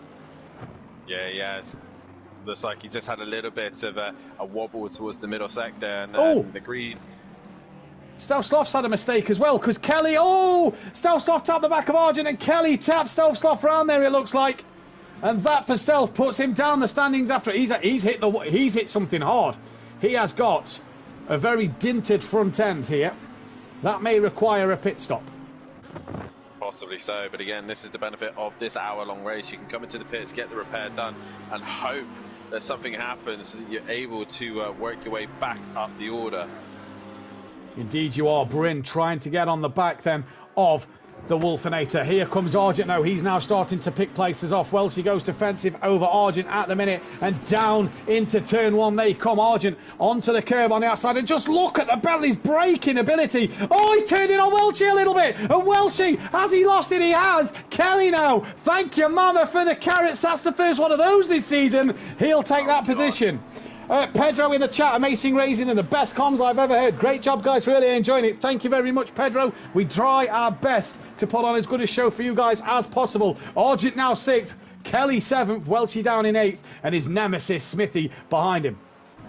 Well, if you're enjoying this racing, mate, then make sure you tune in tomorrow night as the pros will be hitting the track. The fastest guys are Simplay Racing on this game as they've done qualification. Who is going to come out on top? ACC, new season for these guys. Matt defending Assetto Corsa champion, but the actual pro defending champion, Overtaker. What can he do on this game and platform, and in a special car that we did not expect him to be in? I'll tell you now, it's not Italian. It isn't Italian. That rules out 2 cars. 3 actually, because they're Retia, so that rules out them. Bryn losing a bit of time to the Wolfenator, who has pulled a bit of time over Shane, so the Wolfenator going to show us what he can do at the moment. Holt's been bringing the time to Bryn. He has. He's got that Bentley hooked at the moment as Holty. I'm loving this. I'm loving the liveries on display tonight as well. It's looking really good. PN has got past Stealth Sloth, so Stealth Sloth damage really hurting him. Phil very wide as well. PN doesn't want a second invitation for 2 extra places. He will take them. Dean is having to work as hard as he can to gain on the back of people. Think he's about 13 seconds behind Stealth Sloth. Yes, he is. I'm good at maths, aren't I? As he's trying to get that one done. Holty, though, within a second of Bryn now. Dan. Well, we got to have our strong points, haven't we, Matt? You got to be good at something. Yeah. Sim racing is definitely not your thing. Not my thing at all. No, that's why I'm only a 4-time champ. Yeah. Not 6 times like you. Well, one day you'll grow up to be big and strong like me one day. It's 5 each though in my head. I won GT5s, so 5-4. Either way, Holty is bringing that gap down to Bryn. He's nearly on the rear end of him. Did you not hear? I won touring car 2. Oh, did you? Oh, well then fair enough. Yeah. 7-5. Fury won touring cars. I won TC2. Fair enough. You know, the 5-5 lower then. category where only a few people were in the Astra. 5-5. Holty really getting on the back of Bryn now down there, and 50-50. he's very much so. He's making his Bentley look really good tonight, isn't he? Yeah, he definitely is, yeah. And I think the thing is as well, Shane's making the Lamborghini look strong as well. Yeah. So both our setups looking fantastic at the minute. But it's like a test. Right, feedback, Holty and Kieran, and you're going to go feedback, Bryn and Shane. What was the setups like? Need to know for tomorrow. Not Bryn, he's already said well, that. yeah, he's already said he's not running yours. Yeah, that's a fair point. 0.3 of a second then separate third and fourth. Bryn from Holty, Lamborghini from Bentley. Is this going to be the battle this season, Dan? Tickle Pink Motorsport versus A&H Motorsport? It definitely looks that way for sure. Meanwhile, further back, Stelsloff is becoming a little bit under pressure from DJ Phil, or has DJ Phil lost out to Stelsloff? No, DJ Phil's lost out to Stelsloff, yeah. Dean's just struggling at the minute in this Bentley. Really struggling. Maybe a lack of testing. Possibly. I know he struggled in testing when he has been on of rear left front overheating, and don't know why. Me and Monkey Boy have tried to help him with the front left. We're not sure. I've just gave him a bit of advice for race 2. I wonder if the changes that he's made is just probably where he's struggling a little bit and has got to get to grips with the changes. Holty though, however, right on the back of Bryn. He has. Bryn now comes defensive. Look at that. Straight across defensive of Holty. And Holty patiently, a little wide onto the marbles. That'll just affect the tyres on the exit of the corner. Yeah, ever so slightly. Again, I keep referencing so many different things, but obviously, like I said to the viewers, a lot of these drivers may know already ACC, but to a lot of these guys, this is all brand new. You can see in the numbers, a lot of them running the red amateur number. Yeah. So basically, they've not played long on this game at all. This is basically a few of them the first time they picked it up and given it a go. Yeah. Holty example, as he's really attacking Bryn there, right using a lot of curb. I would not be touching that curb at all, but a lot of these guys brand new to it, and they're going to be learning about these marbles. Yes, we've only done about 10 minutes already, but already the marbles is happening. They're being picked up. The track they stay there. Quicker. They stay there from the first races as well, though, Dan. So it's the whole, practice through to now's effect of the marbles, and they're all experiencing this for the first time. Yeah, definitely so. And Bryn! Oh, how he's held that. Well done. Manages to keep it through. I tell you what, Holty, it runs the curbs, but not the sausages. Come on, treat. Come on. Dean's within 6.5 seconds now of DJ Phil as they come through the final corner. Bryn now really starting to have to defend and have to think about defending. The Wolfenator isn't making inroads up front, Dan. No, he's not. And I think that's not a worry for him at this stage. No. We're only 10 minutes into this session. Yeah. Bryn, once again, is really sideways into turn 1. I'm just watching this fight, so if you want to look at other people, then fair dues, and I'll keep you up to date of what's happening between these two. But yeah, there's nothing to stress about at the minute. Look after the tyres, get to a certain point that you know you're comfortable and happy with. As Holty getting a little bit closer again, he's getting bit by bit, and Bryn sideways. He gets it together, but Holty's right there. Holty is right there, and Bryn goes to defend, comes back. He now turns into the corner. Holty looking left, right, up the middle. He just can't find a way past that bright pink Lamborghini. The tank can't find a small gap to fit his car and put it through. This could be the problem for Holty this season, of finding a gap big enough to chuck that car up the inside. He's going to have a look here. Not really known for overtaking, and Holty has a massive look and thinks better of it. Now he might have the advantage. Bryn saying that the Lamborghini was better through the corners than the Bentley on the straights. So let's see. Holty again having to go to the outside. Bryn doing a magnificent job to defend at the moment. Yeah, he's going to be compromised on exit, but Holty spinning the tyres up there and not able to get the drive as he just clobbers the curb there. but they're starting to learn there's certain things you could get away with on project cars, and on here you can't. The curbs are more lethal. Matt says that he can run the curbs, but I guess the Bentley's probably better on the curbs. A bit like how the Porsche was better on the curbs on project cars. Probably the same for the Bentley, but I know for a fact the Lamborghini does not like the curbs whatsoever. Dean's got the gap down 3.7 to Phil. In fact, it's closer than that because Dean is about to go around the outside of DJ Phil. Looks like Phil's had a mistake up the chicane. Said whatever Dean did change, or the changes Dean's made is starting to work. Pepe's under massive pressure from Argent. Argent's brought it down to 4/10, and Pepe's might have had a mistake somewhere. So Argent possibly looking to turn one to make the job done in the Bentley, but the Aston Martin, he's been caught out there. Very late break, and he just keeps it within track limits. Keeps it within track limits and gets the job done. That's a great move from Kieran Argent. That was a Ricardo dive if I've not seen one. Where's Bryn gone? I think Bryn's had a moment. He's dropped within a second of Holty, so I think Bryn's made a mistake somewhere. Maybe just defending too hard. Argent through then, 7 seconds back to Bryn. Can he do anything in this race? PN up the inside of Smithy at turn 1. Smithy will then have the next inside line for turn 2. PN just a little wide. Smithy, though, has to now give him the room. The two pad users. Smithy gives PN the room, and PN up the inside at turn 3. But Smithy's tucking him back underneath, and he's going to try and come back at him. Here comes Smith with the bashed up Ferrari, it looks like, on the side. But no can do there. PN loses out. Stove Sloth, how much is he struggling with his Lamborghini? DJ Phil has got back in front of Dean, so Dean's lost it somewhere. He has indeed. Pepe, I think, is starting to struggle because Kelly is now getting within a few seconds of him. He was only 8 tenths behind Argent when he went through the Sector 2 split. And 3.9 now. Yeah, and Kelly's now within 2.4, so something's happened to Pepe. Maybe he's just pushed it a little bit too hard and the tyres have overheated. Either way, all these guys, they get to the point now where they're going to start getting the tyres at the stage where they're starting to stress out.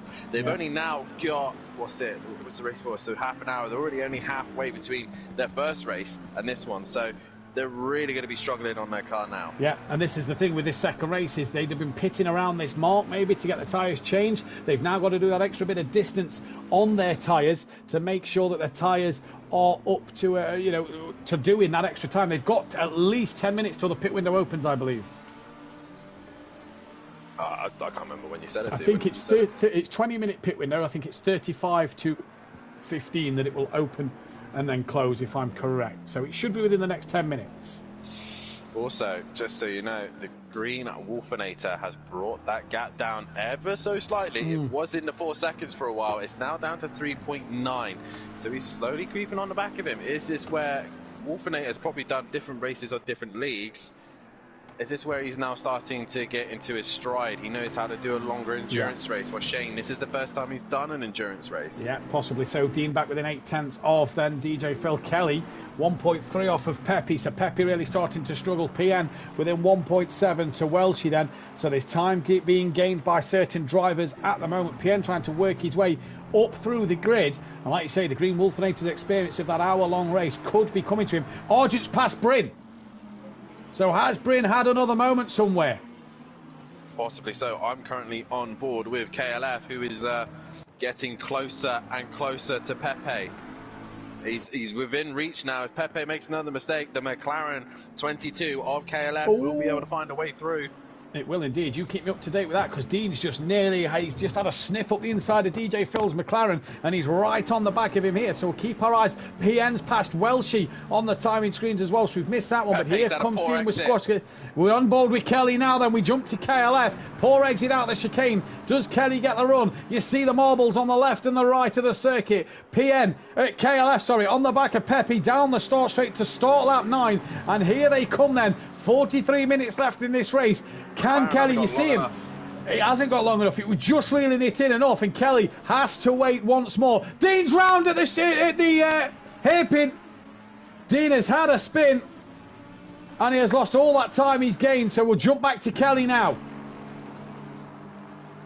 Yeah, Kelly is still not able to get past Pepe. Pepe, I think, just seems to be struggling with his rear tyres so slightly. And Kelly seems to have calmed his down from the first race. But he seems to have a good set of tyres in the first half. And then last half, when he changed to the new set, he struggled.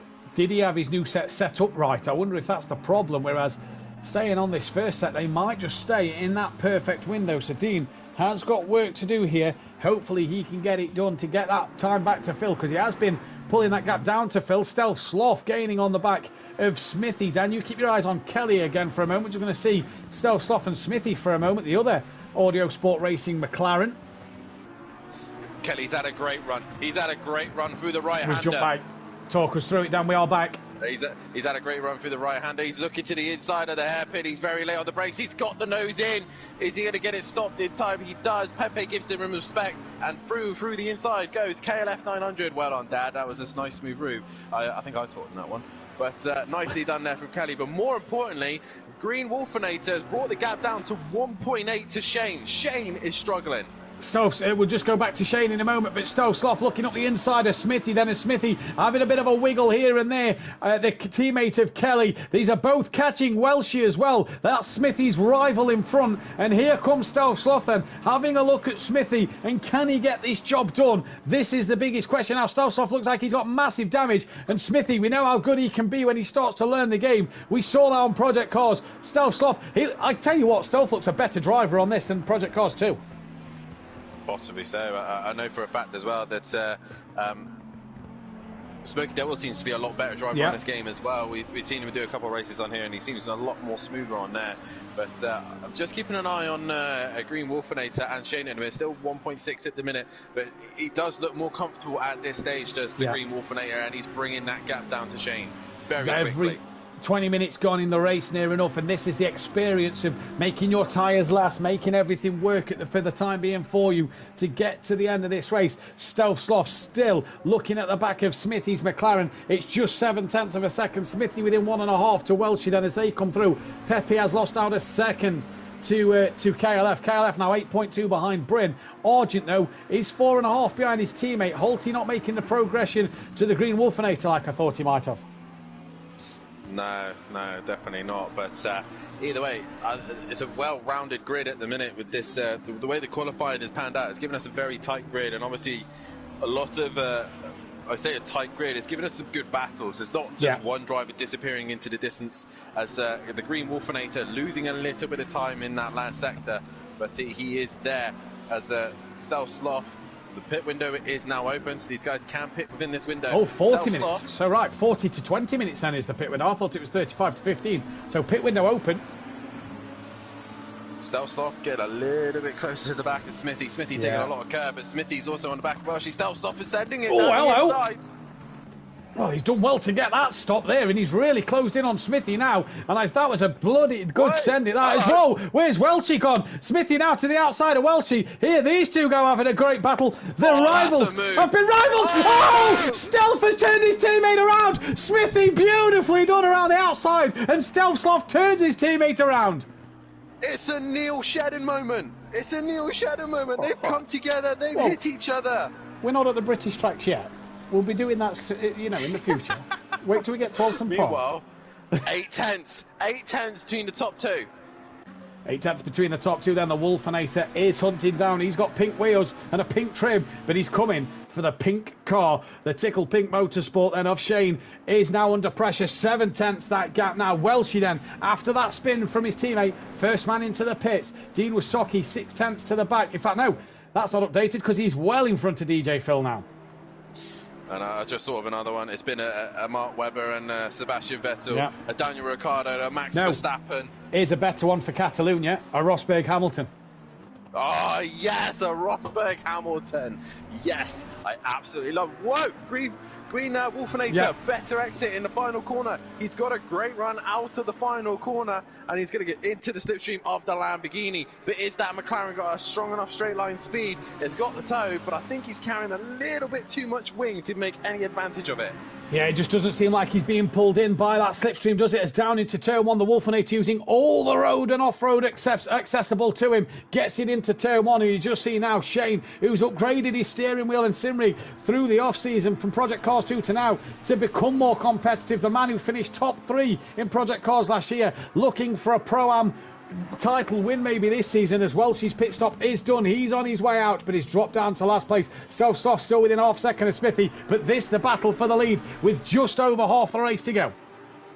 Yeah, Emperor in the chat saying, no, that's rule number 1 that has been broken. Don't hit your teammate. I thought rule number 1 was not drop it under the safety car. But right now, well, she's having a lot of recovery to do. En's going to love me for that one. He is, yeah. 7/10 of a second. That's not 7/10 anymore. That is a lot closer for the Wolfinator at the moment as he comes but up. Also, well, I'm just seeing it. Oh, Wolfinator goes very wide. While these two are too busy scrapping with one another, the two Bentleys of Holty and Argent slowly creeping their way onto the back of them. They are. Stovsloff's got the job done on Smithy a bit further down as well. Then they are creeping onto the back of them. You're right. These two nearly lapping DJ Phil and Dean Wysocki at the moment. Dean 19 seconds now behind Smithy. He'll want to get that place done. 36 minutes left of this race, and Shane at the moment hanging on in there so far. Let's see the run out of the chicane now. Shane gets a much better exit from the chicane this time. He does indeed, and I think that's been his problem. I think the McLaren's just got better traction, better drive than the Lamborghini. The Lamborghini seems a little bit twitch happy, but he's managed to pull 8/10 now, so he's out of that slipstream advantage. But Holty 5.5 now, was 6 seconds. He's slowly creeping onto the back of him. He is slowly creeping onto the back of them. Indeed, we'll keep our eyes on Smithy and Stovsloff, as that is also 8/10 of a second. Pepe not catching onto KLF, but KLF now 5 seconds off the back of Bryn. So maybe these Lamborghinis just starting to struggle as that pit window is opening. Drivers not diving in then. So it was a 10-minute pit window. It only recently got up to a 20-minute pit window a couple of days ago. Pepe, though, their second man in. He is into the pits, and I'm currently watching Stovsloff and Smithy, just keeping an eye on this battle. The go of Smithy trying to hunt down the Stovsloff. Oh! Green Wolfinator had a bit of a wiggle on the exit of turn 5 there, and that's just allowed Shane. He was getting really close to the back. That's just allowed Shane a bit more breathing space. I wonder if the Wolfinator's tyres now are just starting to take a bit of a battering. I think a lot of the drivers are just trying to get to the halfway stage of this race, knowing that their tyres can get to that point. But the further they could go on these set of tyres, the more likely they'll have better, fresher tyres for the second half. That's if they set the pressures correctly. If the pressures are set correctly and they've got a little bit more life left in them, they can push a lot harder with less fuel. Will be less tyre wear with less fuel as well. And we'll see how they get on with that. Kelly has brought that down even more to Bryn. Bryn, I think, has had another wiggle. So from first off race 1, we had Kelly, who was struggling with tyres. Bryn, I think, now is starting to struggle with his tyres. Yeah, I have to agree. 1.9 now. 1.9 to Kelly. Pepe's done his pit stop. DJ Phil comes into the pits now. So DJ Phil a lap down, but the leaders haven't pitted. The Grey Wolfinator is now 2 seconds behind Shane, so he's lost a lot of time. Holty's only 4.1 off the Grey Wolfinator. And who's that coming out the pits? Who's that coming out the pits? I think it's Pepe, who lets the leaders go. It was Pepe. So Holty will be on the back of him shortly. Let's go on board KLF. Not pitting yet then. So DJ Phil, the third man into the pits. Yeah, not yet. I think Kelly feels like he's got a little bit more tyre life than Bryn at the minute, and it seems to be showing 1.6. He's slowly creeping onto the back of the Lamborghini of Bryn. They're quite a bit away from the rest of the guys who are just exiting the first sector and going into sector 2. They're only now coming towards turn 1 and 2. You said in race 1 the Lamborghini at the middle stage of the race just doesn't seem to be compliant. Is that what we're seeing here with Bryn and Shane? Possibly so. I think he's got through the worst of it now. I think Shane's now starting to get some performance back, as the Green Wolfinator has not really put any pressure onto him. Holty, though, is starting to creep onto them, but I think he's had to clear Pepe. Once he's cleared Pepe now, he can now start looking to try and get to the back of the two in front, but he has lost some time doing that. Yeah, agreed. Wolfinator pulls 2/10 back on Shane in this lap alone. Argent within 2.6 of his teammate now, so a little closer this time around. But don't forget, they've all still got to pit in this race. Who pulls the trigger when? That is the biggest question. Oh, Shane, that was a huge wiggle before the chicane. He's held it well, and I tell you what, he's now boxing. Shane is coming in. The Wolfinator does not follow, so he will take the lead. Smithy's into the pits. Holty as well does not pit. That was a good call there from Shane. He's probably overheated those tyres in that moment, and went, that's it, I'm coming in, let's ease those tyres off now and bring it into the pits. Indeed, so good call from Shane, and Holty stays out on his way, 4.4 to the Wolfenator, but Argent's within 0.8 of a second of Holty. That says that doesn't look 0.8 to me. That must be to Shane then. Possibly so, yeah.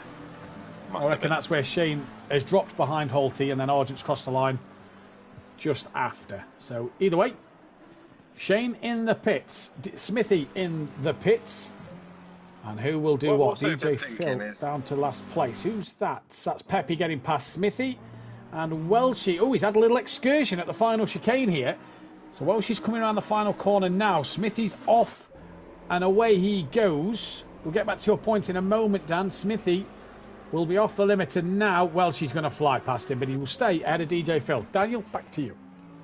Yeah, I was just sitting here thinking, I'm looking at KLF's front end of his McLaren.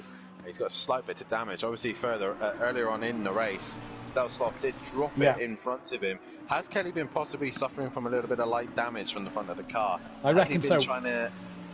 Is that possibly why the car's a little bit more stable? He's just got a little bit more understeer rather than oversteer this time. I wonder if that is the case, making him a little slower in the straight line, but a bit better through the corners maybe. Another thing to note as well, if it's just the splitter that kind of had damage, it might be because he's running the sausage curves like that a little bit. Self-Sloth is into the box. He could be in for a long one. Got a big whack earlier on from KLF, as we mentioned. So he's now into the pits as Dean goes flying past up into P9. When will D-Box? Good evening to Ivor in the chat. Apologies, pronounced it wrong. Probably still again. It's terrible of me. But good evening to you in the chat. Great race pace Sunday night for your first ever Simplay Motorsport win. And the gap out front, Dan, 3.4 seconds. Yeah, you're supposedly Welsh as well, so you should be able to pronounce that name. The green Wolfenator leading the way. Holty is slowly bringing the gap down, but it's not rapid enough. Archer's just sticking with him as well.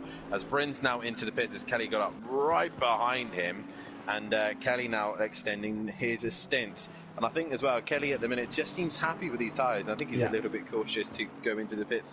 Stealth, stop-go penalty for speeding in the pit lane. So Stealth's race has gone from bad to worse.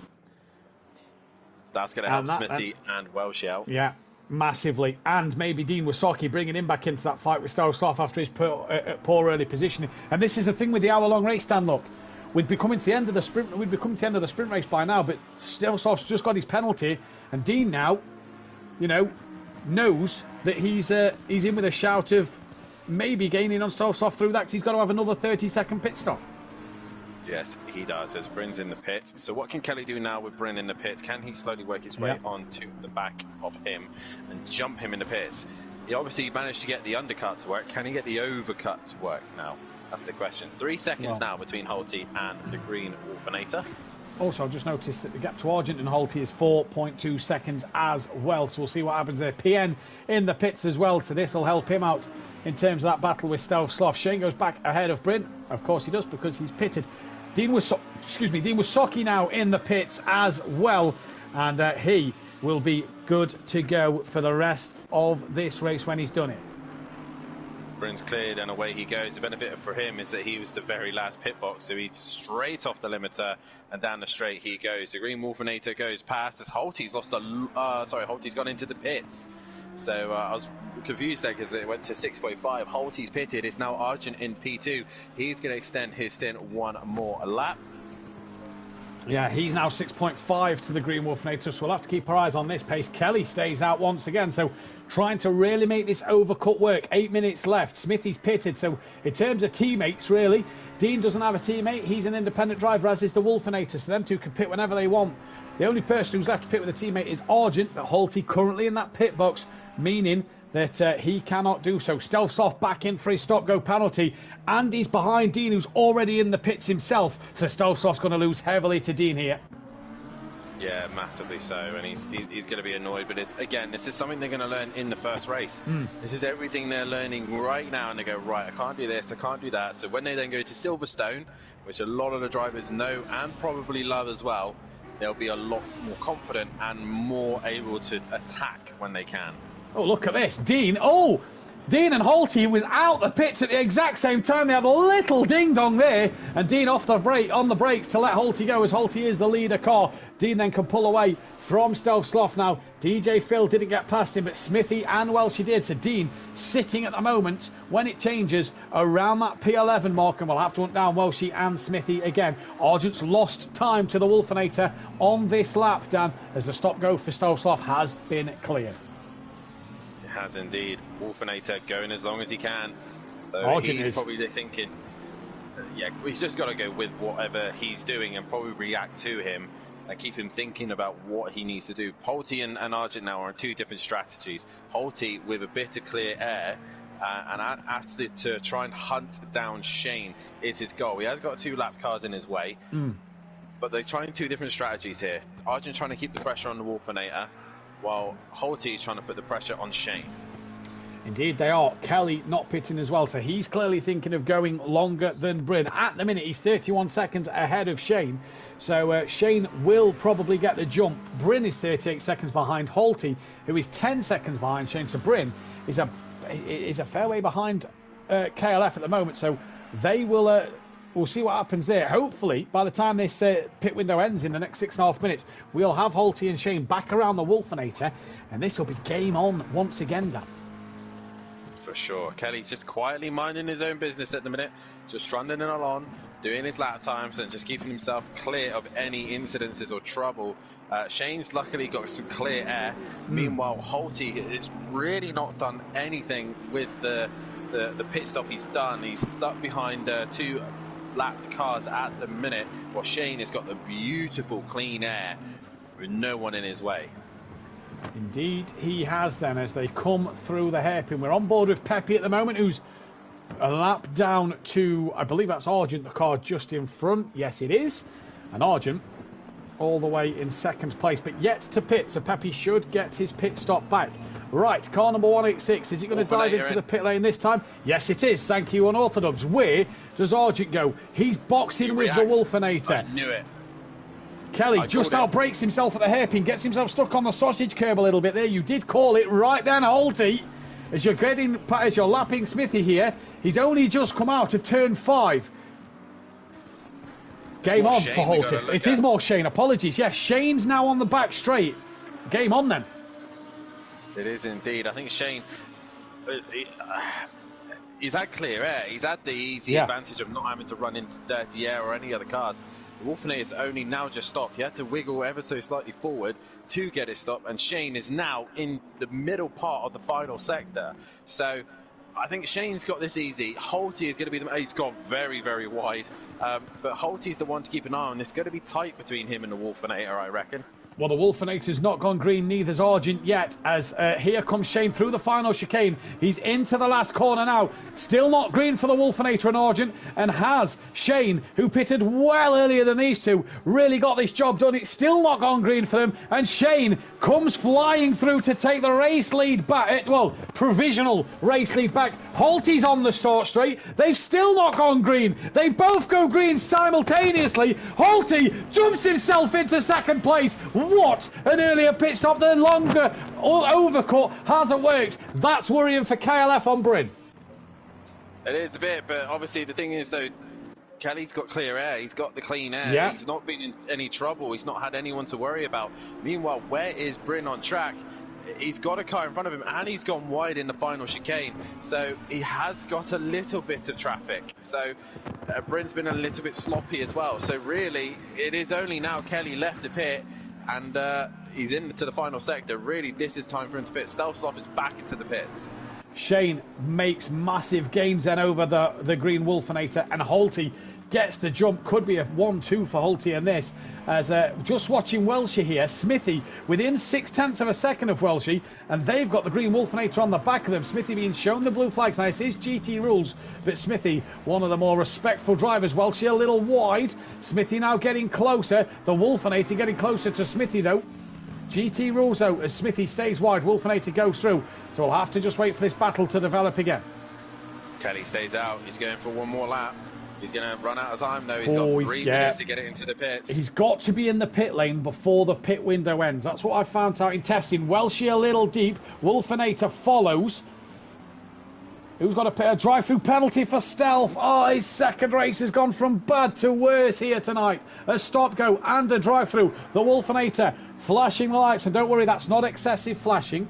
We won't give penalty points after that. That is one press of his button there. Just to remind you all, for tomorrow night, if I press my button once, it flashes 6 times. I'm not overly doing it. Smithy, though. Yeah, we'll see. Yeah, we'll see. Smithy, though, on the back of Welshie. Welshie a little wide. Here come this. This has been a rivalry that's been around since season 2, I think it has been, when Smithy joined, and they still go at it. Smith will want the upper hand over Welshie, and it's for a 9th and 10th place this. Dean 6.5 behind. They're not really going to gain on PN. Can't see the split to PN. But Smithy just now starting to get closer, and he said he'd get lapped multiple times in an hour's race. He's 1 lap down. So just keep that in mind. Yeah, I mean, I reckon he's doing all right. He's doing top 10. better. Yeah, he's doing better than what he. Yeah, I think he's doing better than what he expected to do here. Yeah, definitely so. Where is Kelly? He's in the final sector. So Argent is sorry, Dan. Argent's being held up an absolute peach here. Smithy's trying to fight Welshie hard, and Argent is trying to lap them. Don't forget, they don't have to move out the way. They just can't defend. Smithy's trying to attack Welshie, not defend from Argent. That's the problem. Kelly in then, with 1 minute 29 to go. That's a good choice, because he wouldn't have got round another time. So Argent gets past Smithy. We await Smithy. We await Argent to get past Welshie then, so we can see Smithy gain an extra place. But yeah, Smithy really attacking Welshie hard in this race. Definitely so. I reckon that Kelly could just... He's got to pop out between Argent and Bryn, I reckon. Say that. That's Argent at the moment with Welshie. So nearly tapped Argent round there. He would not have been a happy buddy, wouldn't he? God, no. That'd have been in. Tell you now. Shane's gone through, so Kelly's trying to get himself into his box and stopped. Will his tyres be done correctly this time? The Wolfinator goes through. Argent will go through. Where's Bryn? He's only now getting into the final sector. So I think Kelly will jump Bryn, but only just. I think so as well. Where is Bryn? Just looking for the number 7 on track. Heading into the final chicane. Yeah, Kelly's still in the pit lane. Stealth Sloth comes out just in front of Welshie from his drive-through. And we'll now split Welshie and Smithy. Smithy's dropped off the back here. Dean's now within a second of Smithy. So whatever changes Dean's made, hopefully it's helped his front left out in this race. He's not had the best of races, but maybe that tweak hasn't helped him. Kelly's out the pits. Bryn is going to go through. So it is so close, and this is the pole point of the hour's race. The pit window ends, and we have got an epic fight between these two to the end. Bryn back into 5th. The Wolfinator on the is 9 seconds behind Holty. Holty 9.2 behind Shane. So that battle didn't commence as we expected, but Kelly and Bryn is really going to hot up now. Yeah, definitely so. But Bryn seems to be struggling with his car. He doesn't seem to be as comfortable as he was before. He's got a little bit of sliding. He's still sliding now. He's struggling. Maybe he's messed up his tyres this time round. Maybe he's pushed too hard to get past Kelly for when Kelly pits. I'm just on board Dean Wasaki, who's getting to within that second mark of Smithy now. Smithy being held up a little bit here by Stealth Sloth, who is a lap down. Again, blue flags. Doesn't mean that the lap cars have to get out of the way. It is GT rules. I'll tell you what I love about this game as well. Smithy's car was white on the sides. It's starting to go a little black, where the marbles and the tarmac and the dirt is just flicking up onto his car. Brilliant. Just little things like that, and it just make you happy. Make me happy. Doesn't look black on my car, but okay. Oh. Well, Sloth's front end is Smithy, yeah, struggling through the chicane. Dean is all over the back of him. Is Dean going to get Smithy then and get into that top 10? Tell you what, Dean's had a good recovery here. DJ Philly's got past. Stealth Sloth had problems, but he's made the place up there. Smithy's going to get past as well, it looks like. Oh, Smithy just struggling to keep this in a straight line. Here comes Dean Wasaki then into turn 1. Holty's pulled a second back on Shane, just looking at the timing screens, and Kelly within a second and a half of Bryn, but we'll just stay with Dean and Smithy at the moment, just under a second. Kelly now is actually 1 point. Yeah, Kelly's just gone down to 1.1. I've just seen the timing go down. Argent as well within 1.9 of the Wolfinator. Wolfinator's lost time to Holty, so since the pit stop, these Bentleys seem to have come alive a little bit up front. Possibly so. Not enough to catch Shane at the minute, but Kelly's still not quite onto the back of Bryn yet. But I think Bryn is just struggling with rear tyres. I think his tyres are just starting to play a little bit of havoc to him. Keep an eye on these fights. Dan watching the Kelly fight, and we're watching the current Dean and Smithy fight. Dean once again onto the back of Smithy as they come to the back straight. Dean's just got to be patient here. Remember to just brake a little earlier. Get back on that power quicker than Smithy. That's what Dean's got to do then. 1.2 the gap, Kelly to Bryn, 1.7 Argent to Wolfinator. Dean looking to the outside. The Bentley so much better than the McLaren on the brakes. Dean round the outside of the hairpin. Can't get the job done. Smithy, though, manages to stay in front. This is good driving from the pair of them. Stelsoff as well, by the way, has actually just unlapped himself from his teammates, so he's starting to find pace. DJ Phil had a moment just in front of Bryn and Kelly, so I think it slowed Bryn down more than it did Kelly, so Kelly now getting a little bit closer. Welshie being caught by Dean and Smithy here, so it could become a three-way battle. Pepe only 9 seconds behind KLF, so we'll have to keep our eyes on that. 1 second Kelly to Bryn. Dan's watching that one. We'll jump to that in a moment. 1.5 Argent to the Wolfinator, and Holty bringing the gap down to Shane. That's 7.9 now with 16 minutes left of this race. Yeah, Kelly's just slowly eking onto the back, and I think Bryn's just calmed it down now. He's just calmed the car ever so slightly, just so he can keep himself in a groove and keep himself ahead of the McLaren. He's just doing enough at the minute. Yeah, that gap's gone back up to 1.2. Argent's gap's gone back up to 1.9. Wolfinator looks like he's pulled out some pace as he cuts his gap a bit shorter to Holty. Dean, though, losing a bit of time to Smithy. Looks like Dean. Oh, Smithy's wide at turn 4. Dean then trying to go up the inside and will go up the inside. Dean Wasocki into P10. Smithy then will have to hunt him back down. It's then Welshie next up that they're going to go to. So we'll jump to the KLF Bryn fight a moment, who KLF's actually lost another 4/10 stand. Yeah. Oh, Bryn's off! Wide, though. Bryn off on the track, back behind Kelly. Well, that was timing. He chose that perfect timing. Yeah. But Kelly gets his way through on Bryn there, and upper place Kelly goes. He's back up to 5th again. So 2 5th places so far for him at this race so far. Good points at the minute. Argent within 1.1 then of the Wolfinator. So what can these two do? Dean within 1.6 of Welshie. Smithy within 1.1 of Dean. So that could be a good juicy battle to keep our eyes on a little further down the pack. Argent didn't get the run out the final chicane he possibly wanted that the Wolfinator did get. 15 minutes left of this race, and Holty has brought the gap down from 8.5 to 7.6. So Holty is now on the attack on Shane. He is indeed. And he's had an absolute belter of a night as Holty. What a start to his season. Yeah, he's had a very good start here as the Wolfinator is under some pressure now from Argent. 1.3 behind him, 1.2 now behind him. Dean Wasocki within half a second of Welsh. I'm just going to jump onto that battle once again. So Dean starting to just make his way up the field a little bit, looking for a top 9 performance. He's had a better race too.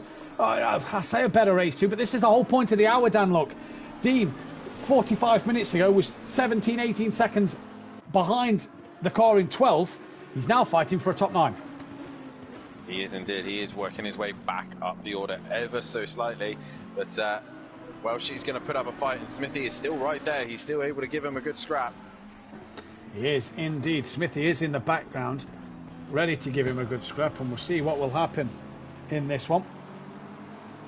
Dean, though, on the back of Welshie, half a second. Kieran within a second. Bryn still within 8/10. So we'll keep an eye on all 3 of these fights that are just sort of coming to life now at the end of this race. And this is what endurance racing's all about. It may have that middle lull period, but at the end of the race, they really start to come together. And they're coming together like a jigsaw puzzle. Beautiful and clean. The question is, who will finish where? Driver of the day poll has gone up. Holty flying. Shane, PN Motorsport and KLF on the driver of the day vote. Dean's had a wiggle at the hairpin, and that has put Smithy on the back of him. Stealth drive-through penalty, track limit there, Dan, you notice. Yeah, there's the first one. The very first. Argent's cleared the Wolfinator. Oh, so what's happened there then? Welshie's wide. Dean's right on the back of him with Smithy, and Welshie all over the place. So the chicane will jump. Oh, I don't know where to go. Oh, Dean's had to avoid Welshie. Smithy's on the inside. Oh, they nearly come together, all 3 of them. Wolfinator ran wide in turn 3, so that fight is just neutralised for a minute. Dean and Smithy side by side down the start straight. Smithy's all over the marbles. Welty's got let off a little bit. Dean's Bentley just looks like it has the legs over Smithy's McLaren, and it goes again. And let's jump to the Wolfinator now for a moment. Whew. Yeah, Wolfinator losing out. I think in the chicane possibly he had a big moment, and that's allowed Argent to work his way through, and Stelsoft there clearing his drive through. Taking one too many track limits, and how many limits have these guys taken? I'm amazed it's only Stelsoft so far who's only been pushing the limits. Especially because of that chicane at the end. Wait till we get to Paul Ricard. Ooh, yeah. What a track. Yeah. Exactly. Right then, Wolfinator just losing a bit of time. Bryn's lost a bit of time to KLF. 5.7 between Shane and Holty's charging. Holty is charging. The battle here then at the moment is this one for 9th. Welshie, Dean and Smithy all within about a second and a half from Welshie Smithy. Although Smithy just had a moment. Smithy's had a moment. So it's a 2-horse fight now. Bentley versus Lamborghini. I get that there's a pattern here, Dan, this season, I reckon. Bentley versus Lamborghini. So.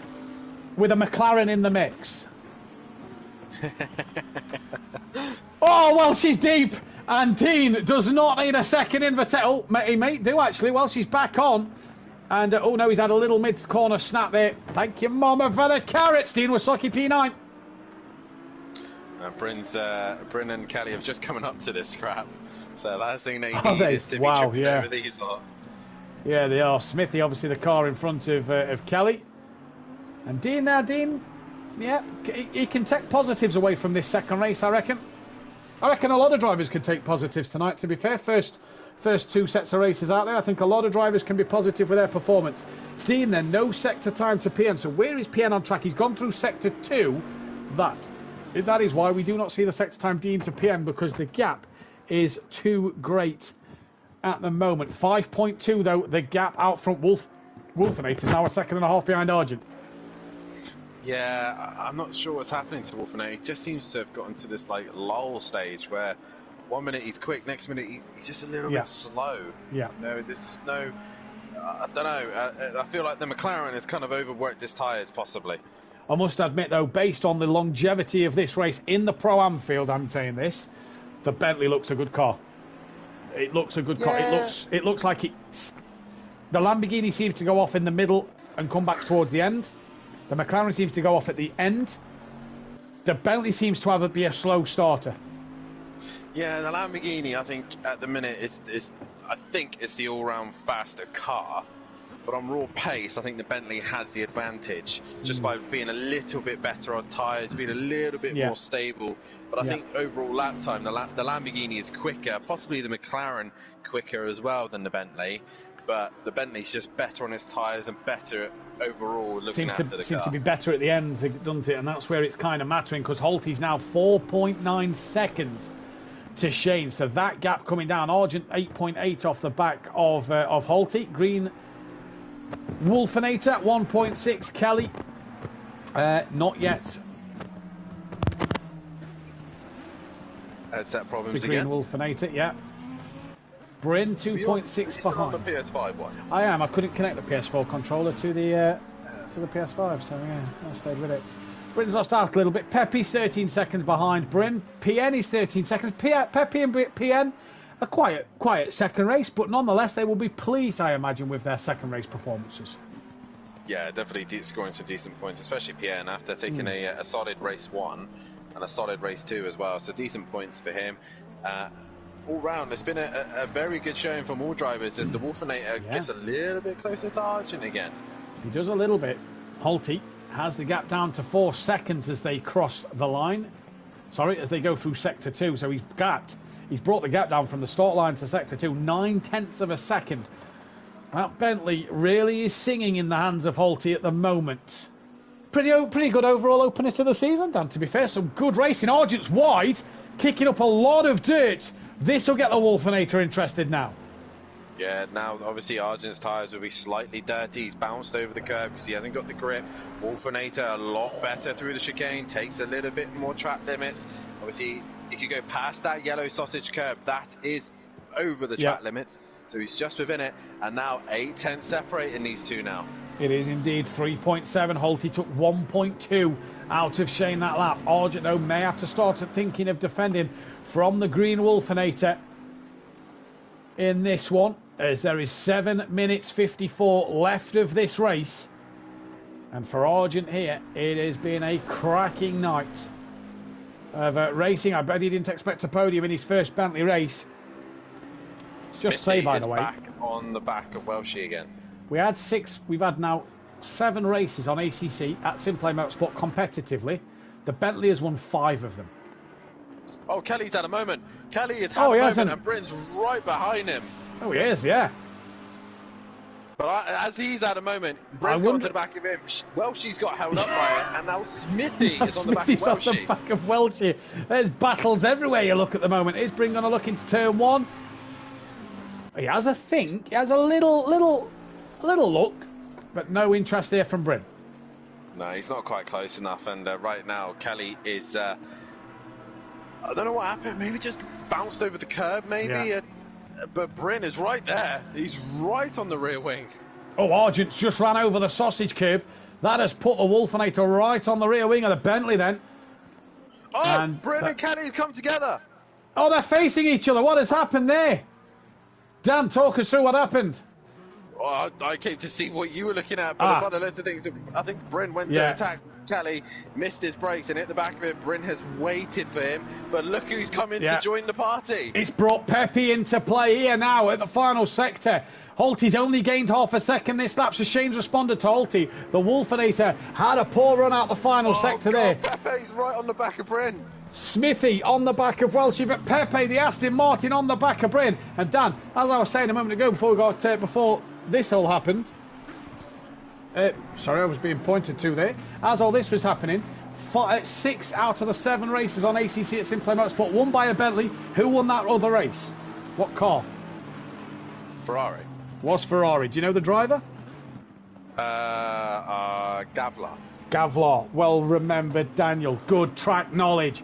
As Pepe then, McLaren, Lamborghini, Aston Martin, all coming together in this final 5 minutes of the race. This is what endurance racing's about. Dan, the gap out front too. Yeah, I was just about to say, oh, it's hotting up here.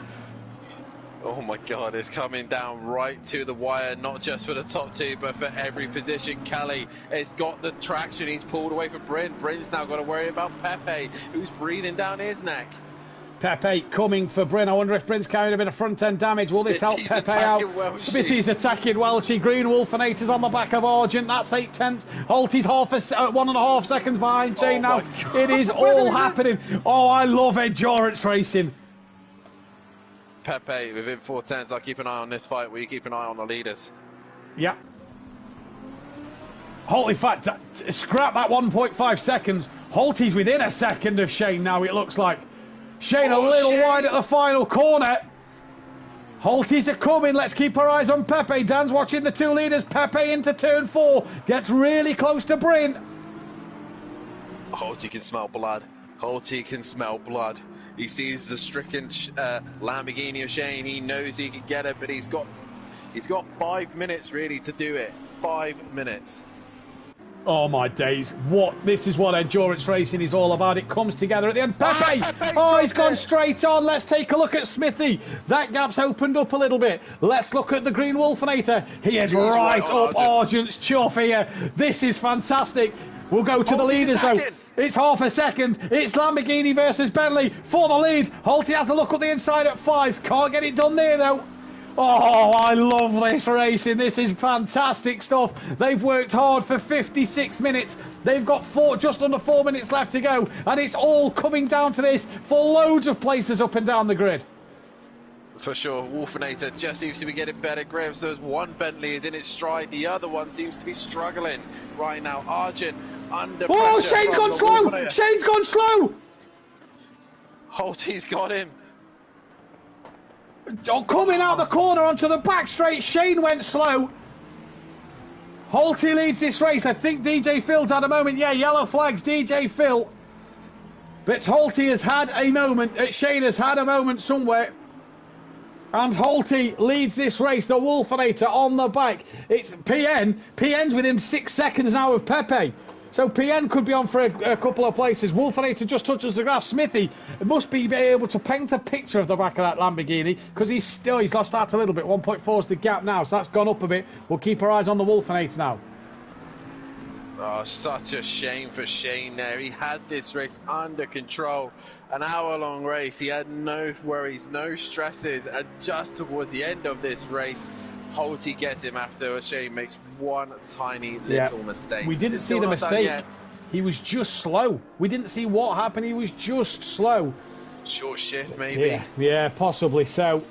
Possibly so. Dear, oh dear. Dean, just looking at the track map. He's attacking Welshie again. Just looking at the track map, by the way. Dean is just on his own at this bottom end of the circuit. Smithy's having a look on Welshie. Go on, Smith, up the inside. Oh, he thought he was thinking about it there.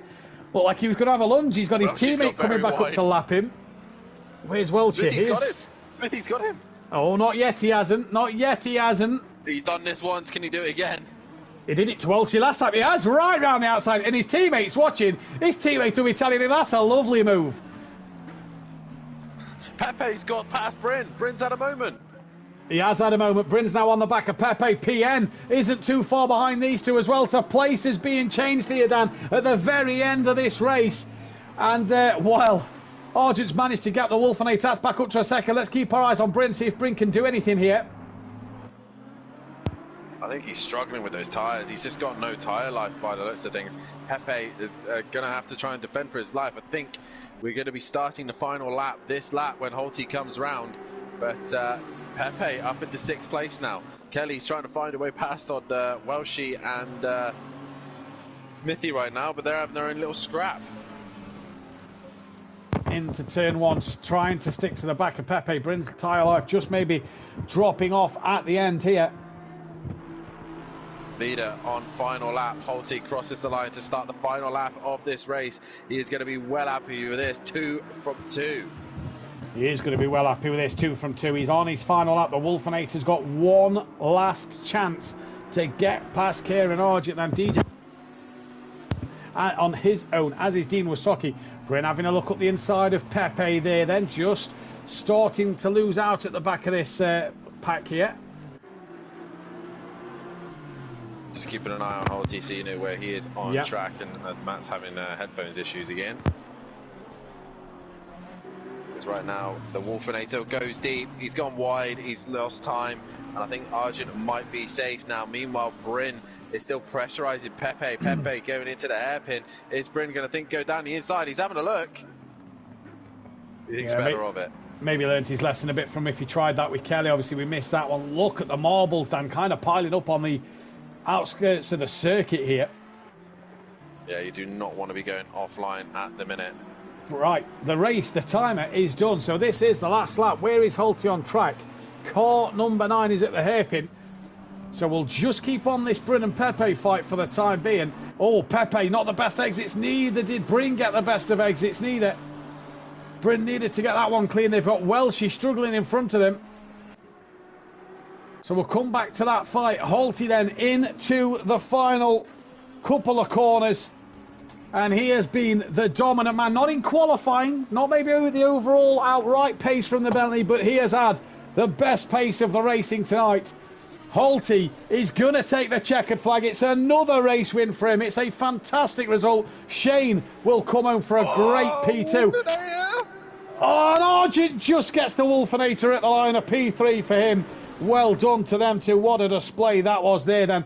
P4 for the Wolfinator. Kelly, this is how far back KLF is at the moment. He's at turn 5. Yeah, but I see there. Well, she's gone wide. Well, she's gone very wide, and Smithy has got way past him, I think, and she's dropping it down the order. Smithy's with Kelly at the moment, well in front with Kelly. DJ Phil crossing the line to finish the race. Yeah, that'll be P12 for DJ Phil, so good result for him there. Everybody scores points tonight, so it's points in the bank, that's the main thing. Stovsloff obviously a couple of laps down with his drive-throughs and stop goes. That'll be P13 for him when he comes to the line. Dean's nearly at the line as well. Maybe not the start to the race to be wanted, but he's ended it in decent fashion by taking a few cars here then. And it looks like we're going to get a formation of Audio Sport racing cars as they come to the line. Bryn's still within 7 tenths of Pepe. here. And it is 2 solid 5th places for Kelly. It's points at the end of the day, and points mean prizes. We know this. And when the Wolfinator had a bad race, Shane ran out of fuel race 1, it's all them points that he gathers to sort of make sure that he can get there by the end of the season. They cross the line for 10th for Smithy, 5th for KLF. Pepe then is going to just beat Bryn to the line for 6th and 7th. A great job for them too. PN Motorsport then, he's going to cross the line. Job well done for his P8.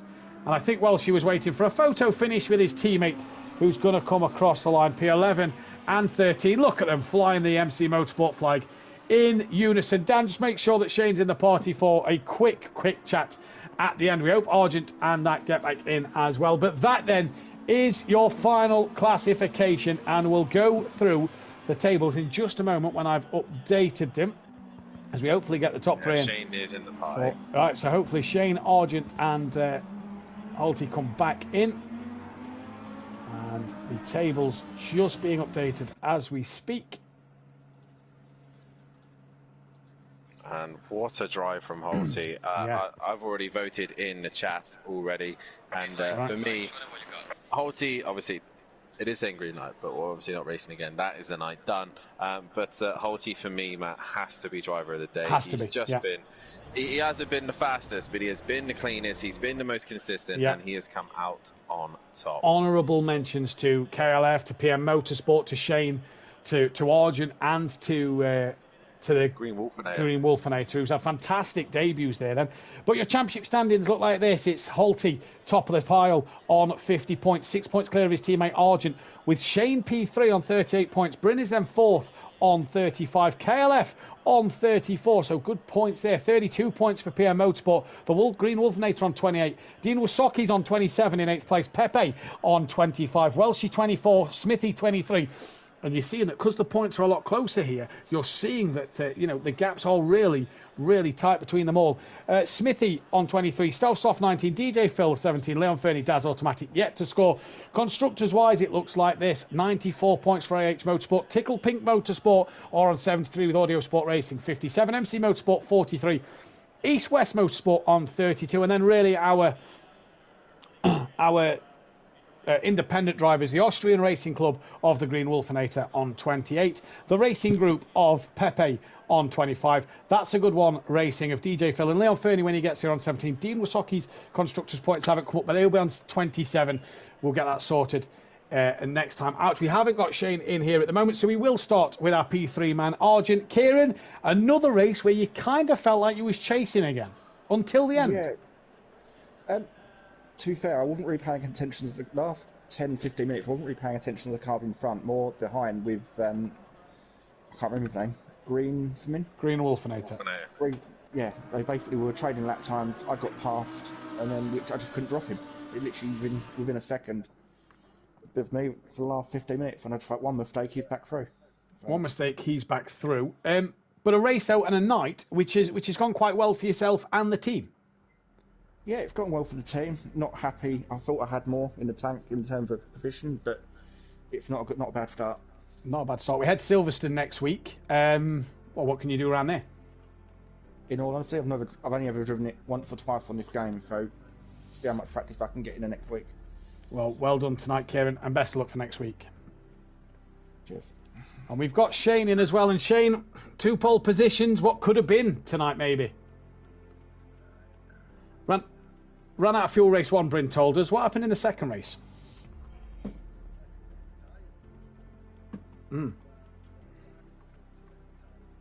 Yeah.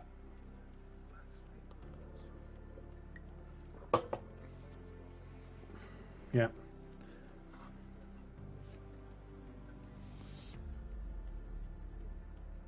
Second place though, good result in the second race. Yeah. How was that hour-long race? Bit of a learning curve. Silverstone next week, buddy. What can you do around there? Well, wish you the best of luck. We did. Bit of practice at least. Yeah, exactly. Well, we wish you the best of luck, buddy. Congratulations on tonight, and good luck next week. And Cheers, mate. And we speak to the man, driver of the day from the commentators and the fans, Holty. That was something special. Yeah, I'm coming away. Obviously, I didn't expect to get back-to-back wins coming on this for the first time. But yeah, I'm over the moon with that. Obviously, you said in race one that the most practice you'd done was last night. That tonight then proves that it could be a good season for yourself. Yeah, and I think I've definitely picked the right car as well. Yeah. Tyres for the Lamborghini seem to be an issue, Shane said there, and we saw with Bryn as well, he looked like he was struggling. How was the Bentley at the end? Because that Bentley just looked like it got stronger. The front left was absolutely screaming. I have to say that I was seeing where Shane was. I forgot he was in second, and then I was catching, but then I kept oversteering. So I had to cool the tyre down as much as I could. And then towards the end, I could see I was catching Shane more. And then I got right near and he was struggling with his tyres. But then I started struggling 2 laps to the end. My tyre, the front left had gone, with no grip at all. Well, fair enough. It's a great night for yourself. We head to Silverstone next week. What can you do there, buddy? Try and get on and practice that circuit with a couple of setups if I can. Just with work at the moment, I'm struggling to get on this as much as I'd like to, really. Yeah. But yeah, hopefully carry on where I've left off, really. And it's another good result for the team as well. Yeah, exactly. Well, we wish you the best luck. Congratulations on the driver of the day, and good luck next week. Cheers, thank you. Dan, final words from yourself on what has been an absolutely epic opening to the Pro-Am season. Yeah, great start, and like I said, a lot of these guys are already learning the new ways of running this season, a new way of running this game, and a few got caught out, but the man who's done his own work, the man who's come out on top is Holty in the Bentley, and what a great way to start the season, not just for him, but also for Arjun as well. Solid points for the team. But for most of the drivers, there's a lot of work to be done as we head to a circuit that all of us know very, very well in Silverstone. All I'm caring about is I want to get in the car now and have a go. Yeah, indeed. Final words from myself. What a night. What an opener to the season. It's going to be fantastic tomorrow night. Kieran Argent should hopefully, fingers crossed if he's still in the party and hearing me, be bringing you the action tomorrow night. If not, it will be myself bringing you the action, and unfortunately not on track. Hopefully I'll be out on track for all season. We have a few problems behind the scenes at the moment in terms of commentators for Thursday. So that is the plan. Hopefully I'll be out on track tomorrow. If not, I'll see you in the box tomorrow night. Come and join us live tomorrow, 8 p.m. GMT for Lights Out. A lot of new faces tomorrow night, a lot of returning faces. Defending Pro Champ Overtaker, hopefully defending ACC Champ myself on the track. The defending constructors from Pro last season. Jaeger Motorsport, bit of gold on their card, bit of bling this season. What can they do? What can the FU Racing boys do? The last time they were together, it was disastrous. We will see what will happen. Many of drivers out there tomorrow night. We look forward to bringing you such a good night. Sunday night, Formula One, Circuit Gilles Villeneuve.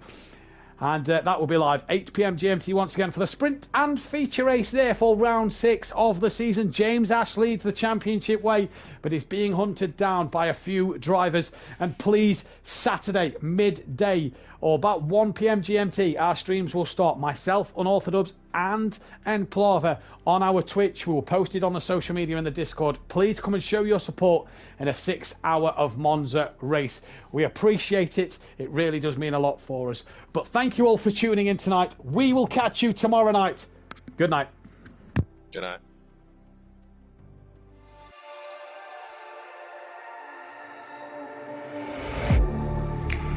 Getting hype when I aim up, elevating that game up, stepping up to the competition.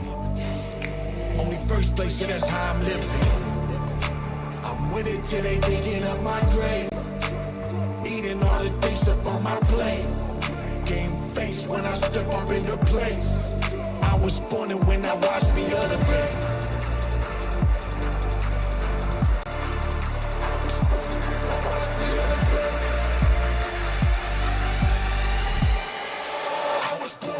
Watch me elevate.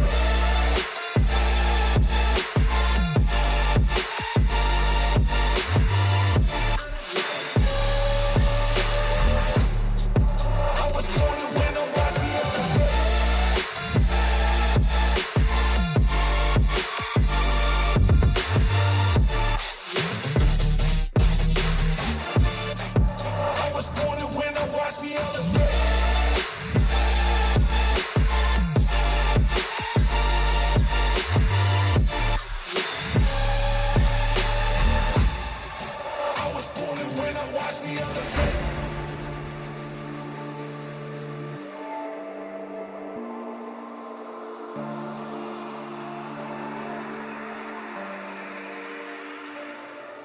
Yeah. All in when I show up.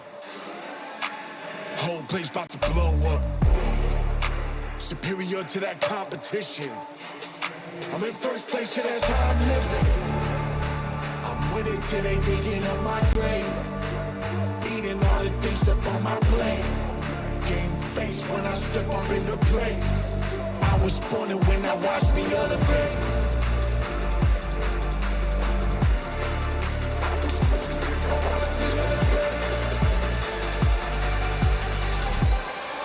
I was born and when I watch me elevate.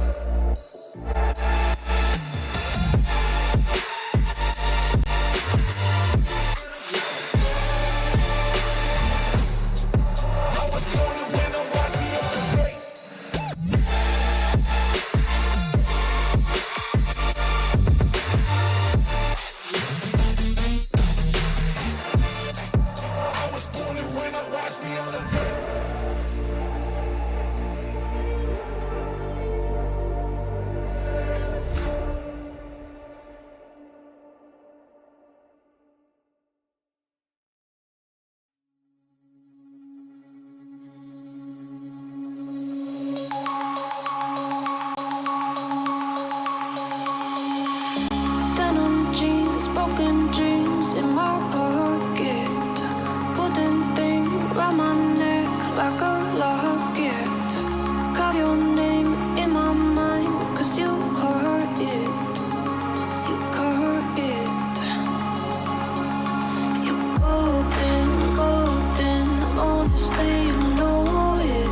Me under the street light at the young, so I could show you. You're golden, golden. Honestly, you're glowing. Me under the mezzanine, just so that I could show you. You're golden. Hey, you're golden. You're golden. Hey, you're golden. Golden.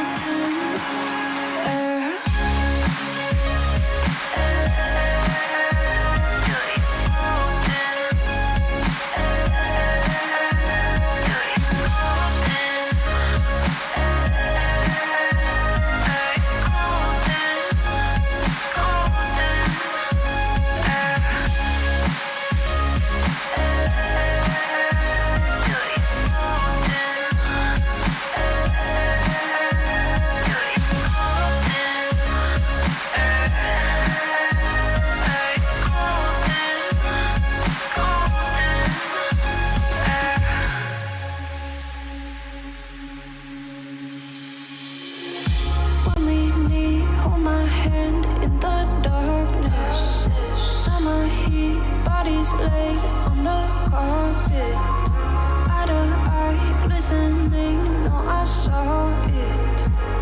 I saw it.